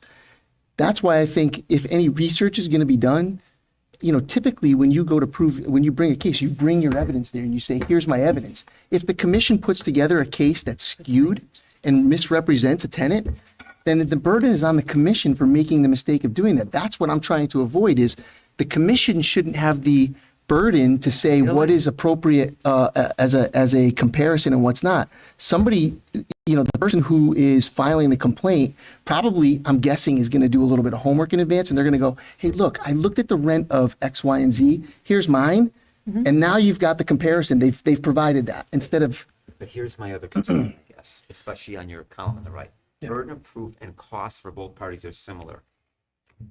I other legal think the residents may not have the financial background as the landlord. So I don't think that's a fair ask to put them in equity as far as, because they're financially, they're probably doing pretty well if they own all these properties. And I don't know that our residents can meet the financial. that's a good point. obligation. You see what I'm That's a saying? good point, yeah. That's my Maybe there's concern. something we could do with that. Like, for example, I don't know if Mark's listening or not, but, maybe in the case. Every word. And maybe, sorry, maybe in the case where, maybe we're in the case that happens, we could put language in here that says that they might be able to get assistance from the tax assessor or something like that to get proper data. You know what I mean? To help look at. Yeah, what I just fair don't want data an in the- expense in order to, so now I'm trying to question a rent increase and I have to Pay a costs to go. to yeah. do that. You know what I mean? That's what That's concerns the me. equitable. They don't have to pay a cost. I mean, it could be something as simple as. There's no, to the best of my knowledge, there's no database at the assessor's office on what the rents are in the town of Southington. I'm not sure. The only thing I can think of is that possibly we have some generic numbers in economic development, but there's no database in the town of Southington as to what somebody's paying rent for on West Center Street or wherever. We don't have a database So for that. Jack just raised a good point. He said on your commission, you have, I mean, if you have a 7-member commission, you have 2 landlords, you have 2 tenants. Those people are going to be able to add that information. Well, that's why, again, having That's 7 members good- is better. good. So again, some of your stuff is kind of contradicting each other now on your 17-item list here. It's not contradicting. What do you mean? Well, no, Give me but an what- example of where it's contradicting, Well, Jack? again, you're mentioning about making this smaller, and then you have other concerns. But again, if you don't make it smaller, I don't have to- other concerns. I don't have other concerns. You have other concerns. you have 17 Hey, guys. Those are, concerns. these are discussion points. They're not concerns. But I just want to, that's a great point that he's raising, is that, let's say you have whether you have 5-member commission or 7-member commission, you have specifically landlord, tenant. Those are the members that are going to be able to speak to, what's common right now? What are rents that are pretty common in this area of town or that area? So I think that makes a big If you're difference. comfortable with having one member of a landlord and one of a renter on the commission, or even if it's 2 and 2, and they are the ones who will provide what their experience, in the absence of data, they'll make a determination, say, yeah, that's market-based or it's not. If that's the only criteria you gonna would have prefer, to- we can do that. So it sounds like there's questions on Well, this they could box bring- that we can circle back to, right? I mean, maybe we move could on bring and more. circle back to that one. Yeah, well, I just think it's a good point to remember that there's what the makeup of the commission is going to be, and their knowledge and expertise that they're going to bring to the commission. We just can't expect, somebody who's a volunteer on the Fair Rent Commission to go and pay for some study, right? I mean, they're not going to be able to do that. No, I would not. So Absolutely not. the purpose is this was, hey, if the parties are coming to the table, the parties should put their best case together and give the information to the Fair Rent Commission to make some sort of a But determination. don't forget, in most situations, you're going to have the tenant come into the table, which Chris makes the point. The tenant may not have a lot of funds. The landlord's not going to want to probably bring anything at And first. aside from funds, it may not be, they may not even have the experience. Yeah. Whereas the landlord, this is what they do. This is, where it's tenant, to put them on equal ground. That's my concern. And It's a fair comment, yeah. If you've never done it before, if Right. you might have difficulty. However, if we're using the mediator that will talk to the parties at first, I'm sure that within that mediation, they may say, listen, do you have copies of That's your right. rent? Do you have a contract of your I think we can agreement? massage this language. It just Yeah, sounds. it sounds harsh, Plain is what you're shall bear the saying. burden of proof. So we want to make sure that nobody is left out because they're poor, for sure, that we at least can somehow build something for them so that they will be well represented on this thing without incurring a huge debt for the committee. And my other point from some residents that actually have come and spoken before too, some of them are elderly and they may not have the Access to the internet or, they may not have The wherewithal. Exactly. So let's- And that's what I think we're here to protect. Yes. so maybe we can put in the mediation section that the mediator will also help guide, give some guidance on some of the things that might help. Or put a real estate agent on the board, and you'd be much better Well, there will off. be a real estate agent on the board, Yeah. but instead of getting to the board and then having an aha, there could be some guidance. Maybe there's maybe Mark, maybe we can come up with a couple $1,000s a year or something that we could use as a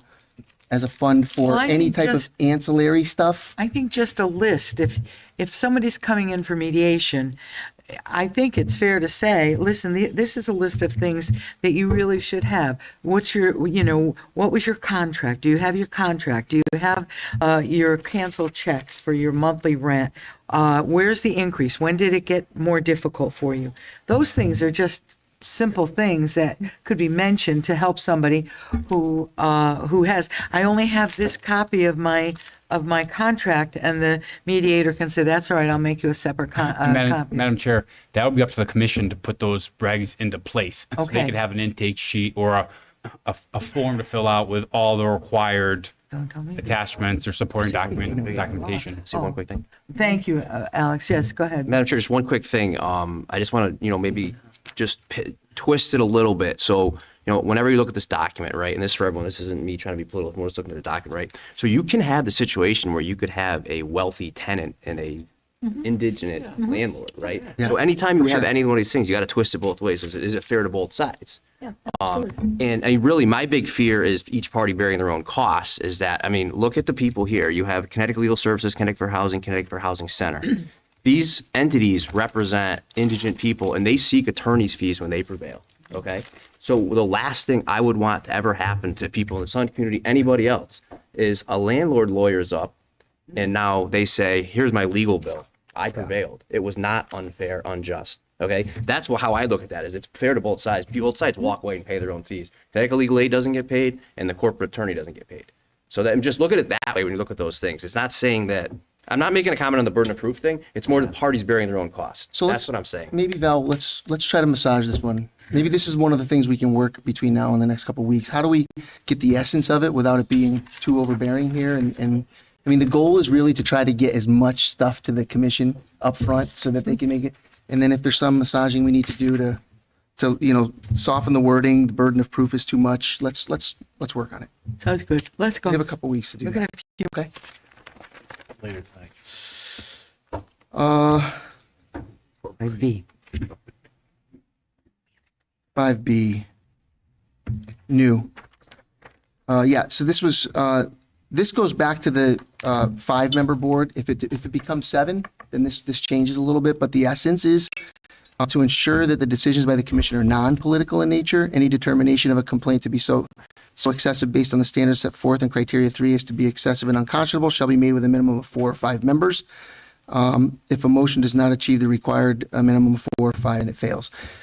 And this is the reason why I said we only put 3 members from any given majority party in a 5-member board, so that just like in many other proceedings, one member of the other, just like we do in the ethics board, right? One member of the other board has to agree, of a minority party has to agree, and it passes. I agree with that. I still think it should be 7 members. And Okay. And to your point, if you would consider, I think to your point, Paul, and maybe add to 1B and minimum of 1, at least from each political party, because the way this is worded, you could have no Democrats or no Republicans, depending how you look at it. You know what I mean? It could be 4 Republicans and unaffiliated. No, well, if it's a 5-member board, it can only be 3 from one party. Right, but you could put unaffiliates. You could put 3 unaffiliates, 1 Democrat, 1 Republican. But it doesn't say in here at least a minimum of 1 member of the minority party. I think it should set, if you're trying to truly achieve see what you're saying. balance, then I think it should say, and this is back to 1B, that a minimum 1 member of the alternate political party. But that's what it says. No more than 3 members of a single political party shall be Right, appointed. Paul, but you could put Put 2 3 unaffiliated. Republicans and all unaffiliates and no Democrats or vice versa. Or vice versa. So what I'm saying is if you Okay, truly want so equity, what we could say is how about we peg the standard to the town council? where we say a minimum of one of each party that's on the town council must be represented or something like that, right? Yeah. So if it's Democrats in town council Yeah, and Republicans, I think if you each just one's add represented. and minimum one member of each political party, you're set. So if you have, But then it could be, what if there's a Green Party, a Tea Party, Just to caution, Okay. you may not have a political party, so you don't want to say you have to put one person in there. So if you're basing it off of the town council, that works because you're going to have parties or independents on the council. If you say you have to have a Republican, there may not be any There Republicans may who not want to a be rep on it. That wants to be on it. That's the same thing we had with the minority representation, the charter revision issue. You can't force a party because then you're saying, oh, does the Green Party have to be on there? Does the Libertarian Party have to be there? You can only set maximums. You can't send mandatory quotas. But if you do it by quota on the council, that would work as well. so we could say a minimum representation of the parties that are represented on town council shall also be represented here, right? Well, I think if, what you're if, saying, Alex, if a is pro, if the they, the Democrats would pick a person and the Republicans would pick 3 people, for example. I didn't say that. I just said I think it was that's one suggestion, but the suggestion I heard was the representative of the town council. What I was suggesting, Chris, was, I think what you're trying to say is you want to avoid, let's say the Republicans are in the majority, right? Right. On the town council. 3 Republicans, 2 unaffiliated. Right. And then You want to, how do you avoid that scenario? And what I'm suggesting is we say that all parties that are represented at the town council shall also have a minimum of 1 party on this committee. Yes. So if we're made up of Republicans and Democrats, there'll always be at least 1 Republican and 1 Democrat on the Fair Rep But Commission. to Alex's point, If somebody even will it's not serve, a registered even. Democrat, for example, let's say it stays this way, then at least if the Democratic picks the person, even if it's unaffiliated, then we're still meeting what Alex is concerned about, and there's still a voice representing both sides of the aisle. because you may not find, Alex. you may not have a Is that person, correct? right? You're, You may not have a My Republican. concern is you can't force a political party to be on any board or commission, and that's very clear in our charter, and it's practical. You can't if you don't have any, if a Republican isn't available to be on the commission, you not gonna can't have say one. you have to have a Republican on the commission. okay. So, So we but have to- it's okay to have us choose a representative on the commission. So therefore, if there are more Democrats than there are Republicans, but still on the council, if we don't have any we have Democrats and Republicans on the council. The Democrats can choose a representative. It doesn't have to be a Democrat. It could be just a person that they would like to place on it. Republicans can do the same thing. What happens if there's a U on the council? That's why I don't like the idea Of choosing. forcing one specific person. Council on. has to vote on whoever gets Exactly. nominated. So the council's gonna have to vote on, you can put a provision in one, if there is a minority party, the minority party gets 1 or 2 nominations, but at the end of the day, the council still has to vote on every single nomination, so it doesn't matter. I understand that you want representation there, so let's, We'll try we to have to work figure on that that. And the 5 versus 7 thing as well. That's what might be good. Okay. And then, so that brings us to 5C. 5C was just relabeled. Yeah. 5E. You good? This one has to, it wasn't clear in here. I'm really concerned about the, what happens with rents. It was fairly clear on the rents for withholding escrows when, oh bless you, when there was, I didn't see a 5. Oh, you mean Yeah, this is add- a new, add this is a 5. new, Okay, yeah. got it. So it was clear when there is a Southington ordinance that's violated, like health or building or safety, the commission can hold an escrow account until the issue is resolved. And once the issue is resolved, then the monies will be released. This is just a stab at this, open for discussion on this, but basically the essence is here, we want to make sure that just because a complaint is filed doesn't mean that rents should not be paid, right? How does the commission not be the gatekeeper, if you will, and have to get in between whether rents are being paid or not? So the essence here is maybe if it's a rent increase, the rent increase gets suspended, but the rents still, the previously agreed rents continue. So if it's, for example, if it's $400 a month and the rent's going up to $450, the $400 should still be paid, and the $50 can be withheld somehow. I don't But I think the disagree with commission that, makes that, but legally, can we do that? yeah. Can we legally I think do so. that? I think so. Statute And says you can do whatever. stop rents. That's the fully problem. stop This is very rents. wide, so we're trying to figure out how to make it fair for both sides. So how do we say, okay, you continue to make your payments that were previously agreed, the rent increase somehow gets withheld, and then for a certain period of time, if it's granted, well, then obviously you don't have to make the payment because it was judgment in your favor. If the judgment wasn't in your favor, then the landlord is due the money from whenever the contract was, right? If it was 30 days that the increase wasn't paid, then that increase is still owed. So however that gets written, maybe that's something we can work towards. Well, I think we should review that because Yeah, I think take a look at that. 5B, I think section 5 kind of goes through all that, but we'd have to review it and really look at it. That out. Check that. And then, please. You wrote 5C, remove. But you he's labeled adding- C. Yeah. 5C should be revised. So is it labeled D? Or are you just removing it completely? It says 5C. 5C, remove. Oh, no, 5C, what I did was that was a copy and paste. So basically get rid of what was in 5C and replace it with the next one, 5E. Okay. So my apologies there. All right, so this is really 5C then? Okay. Let's see. All right. There is no 5E. Correct. Okay. Correct. Okay. All right. Sorry about that. This is replacing the existing 5C. Yeah. got it. Proposed. I think that we have to. Really. Okay. Any questions on that one? And then 6D. Oh, it wasn't explicit in here. And you mentioned earlier, Val, it's, retaliation is really important here as well.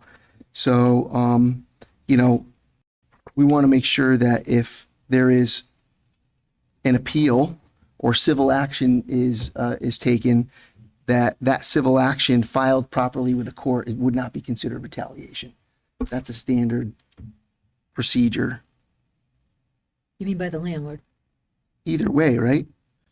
If somebody disagreed with an outcome or a finding and they took civil action against the other party Well, on something the that we decided. retaliation section is really talking about landlord retaliation. Exactly. Yep. And this one was basically for anybody. Yeah, so you'd have to maybe just add either side, either party, Exactly. either landlord or tenant. Yep. Any civil action. So have a look at that one. And then the last one was kind of in a similar thing, was new. Any party to a commission decision may within 30 days bring civil action to any court of competence jurisdiction or take any other action in such court to enforce any order. That's basically, putting a time bound around it. So if there's going to be civil action, it probably shouldn't occur 2 years or 3 years down the road. But I think that would depend on like a statute of limitation. So check that out. Yeah. I don't know that we could do that. I think you just have to go with the appeal, that, the appeal would have to be the Superior Court within 30 days. I don't know that you can get into, I don't know And that you this can isn't, say this isn't an civil. appeal, this is civil action. I know, and Yeah. I don't know if we should get into that at all. Yeah, and either we don't get into it or You're open-ended. we prescribe what they may do and that's it. I think you just leave it alone. I don't think you do anything with civil actions. If parties are going to go file civil actions, let them Okay. get an attorney Fair. and decide if they can do it. Madam Yes, Chair. go ahead. Oh, Councilman Tremblay, sorry. I didn't know if It was you were. painful for me, but You do it again. I just want to make sure. Madam Chair, I just want to make one comment for the public. We are having this discussion up here because for those that don't know, the state statute requires any town in the state of Connecticut with over 25,000 residents to implement this. And we're not just doing this because we chose to. This is forced upon us for July 1st, 2023. I'm sure all of those that are listening still were wondering what are we talking about? I know. Motion to table. Before we get the second on that, are we all set on the discussion? Yeah. Well, no, because there's action. Once there's a second. Once there a No, motion. there's no second, so Okay. No, there was no second on it. There was no second on it. Withdraw the motion. Before we table it though, Yeah, I mean, let's just talk about the time yeah. frame a bit. Yeah. Yeah. So, so we've now gone very arduously through this thing, and we've had an opportunity to look at it, but it's our first sight. So let's continue to look at this, talk amongst ourselves, come back on our next meeting. Well, Madam Chair, Alex? can I make a can I make a suggestion, though? I mean, I really think that we did a lot of work tonight, so rather than we all kind of look at it again and then come back to the next meeting and do all this again, would it be okay if, like, I talk with Chris and Jack and Paul talks with you guys and maybe Paul and I speak before the next meeting and narrow things down? Yes. Because I think that's going to help, right? Because Yeah. we're going to do the same thing again. If there are things that, I mean, I think it's good that we had the bullet points, and I think that's what I was saying, actually, so that when we come back to our next meeting, we're ready to move. And then maybe we can be taking action at the next meeting, which would be good. Exactly. Right. Okay. all I right, can, okay. by the way, I can get this into a clean document because I've got it all typed and everything. I can give it to you, and then you can then. Yeah, and then if we could at least, and then that way we can talk to each side and, Let's get it to someplace. There's a motion to table. If there's other suggestions, please tell us. okay, Okay, that's a good, Thank you, guys. okay, very good. All right, You gotta call the roll. Call the roll. we're calling the roll to table. It's all in favor. All those in favor signify by saying aye. Aye. Any opposed? Want to go through it again? No, I hear nothing. So, all right, very good. Let's move on. New business, tax refunds? I make a motion to accept the tax refunds in our packet as presented.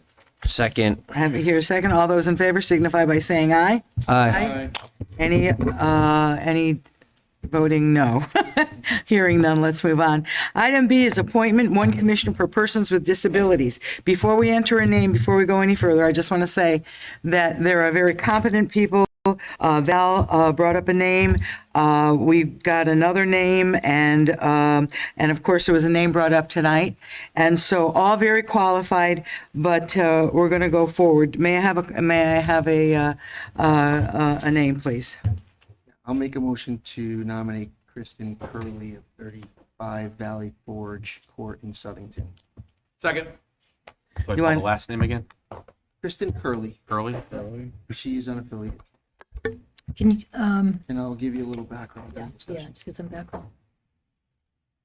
Yes. Discussion's open? Yep. Yeah, so Kristen Curley had raised her hand and had asked if she would be Considered. considered. She has she's retired from the Department of Corrections. She has a special education degree in teaching. She's a retired Meriden teacher, special education. She owns a tutoring business, Central Connecticut Tutoring, here in town, and has a number of experiences with special needs children as well. So it's my pleasure to nominate Kristen for the position. Okay. So we have a motion and we have a name. Somebody sex. Madam Chair, I'd like to nominate someone. Okay. So I would like to nominate Robin Mitchell, 169 Summit Street in Plantsville. So Robin is the person that we had ready for the last meeting that we had spoken about. Robin is retired. She's currently a freelance editor and writer. She was editor of the Southington and Plainville Citizen newspapers and the Southington Observer. She worked with Hartford Healthcare Senior Services for some time, for a short time. But the really good thing about her is that she currently serves on the Plainville, with Plainville ARC, and she's served for them for 10 years. She's the secretary, so she has a good amount of knowledge, relating to programming and advocacy and inclusion and access for people with developmental disabilities. She has a brother-in-law who is disabled, so she has personal experience with people with special needs. And I'm just going to say it for the record. I know it's getting late, but I just have to put it out there. This commission has 6 Republicans, 1 Democrat, and 1 unaffiliated, and now appointing the unaffiliated person is resigning. This is just one of those situations where I think Robin is a Democrat. She would work well with the commission, and I'm sure that Kristen is an excellent candidate too. But I think it's just one of those things where you try to keep your commissions balanced. And, you know, having 6 Republicans and a couple unaffiliated that are unaffiliated, probably lean, you know, Republican. I just think it helps in town to have boards and commissions that are a little bit more balanced because they bring different perspectives to the table. And I think with this Disability Commission, you know, we know there have been issues. You know, I just think, you know, maybe there's a time to you know, think about putting another Democrat on that commission. So, Known Robin for years. yeah, I mean, I know you know her. I think she'd be great. She would work well, obviously, with everybody on the commission. So, Okay, so we have 2 names. We either say Mitchell or Curley, correct? Yes, Mitchell or Curley. And as I said, we also had another name come forward this evening, all very qualified, all very good. So, Madam Clerk, would you call the roll, and we'll answer with the last name of the individual, Mitchell or Curley? Dietzick, Curly. Lombardi, Curly. Palmieri, Mitchell. Perry, Mitchell. Chaplinsky, Kristen Curley. Del Santo, Curley. DiPaolo, Mitchell? Triano. Curley. Thank you, everybody. No. Oh, nice try, Mike. No, if I do that, Marty's going to kill me if I You do withdraw that? Okay, so For I the need record, this is an executive session. We'll be talking about an environmental legal matter. So we're inviting Attorney Bohr in there, and that would be it. And Motion to move an executive session, including Attorney Bohr, yeah, but barring barring the and press public. and public. Okay, all those in favor? There's no action. No outside of this. action? we're going to stay in this room. Yep. Thank you, everybody, for coming out. Appreciate you very much. Thank you for being here. No Romano? And, Romano and Romano. I don't think he's going to come from. I don't think he stays.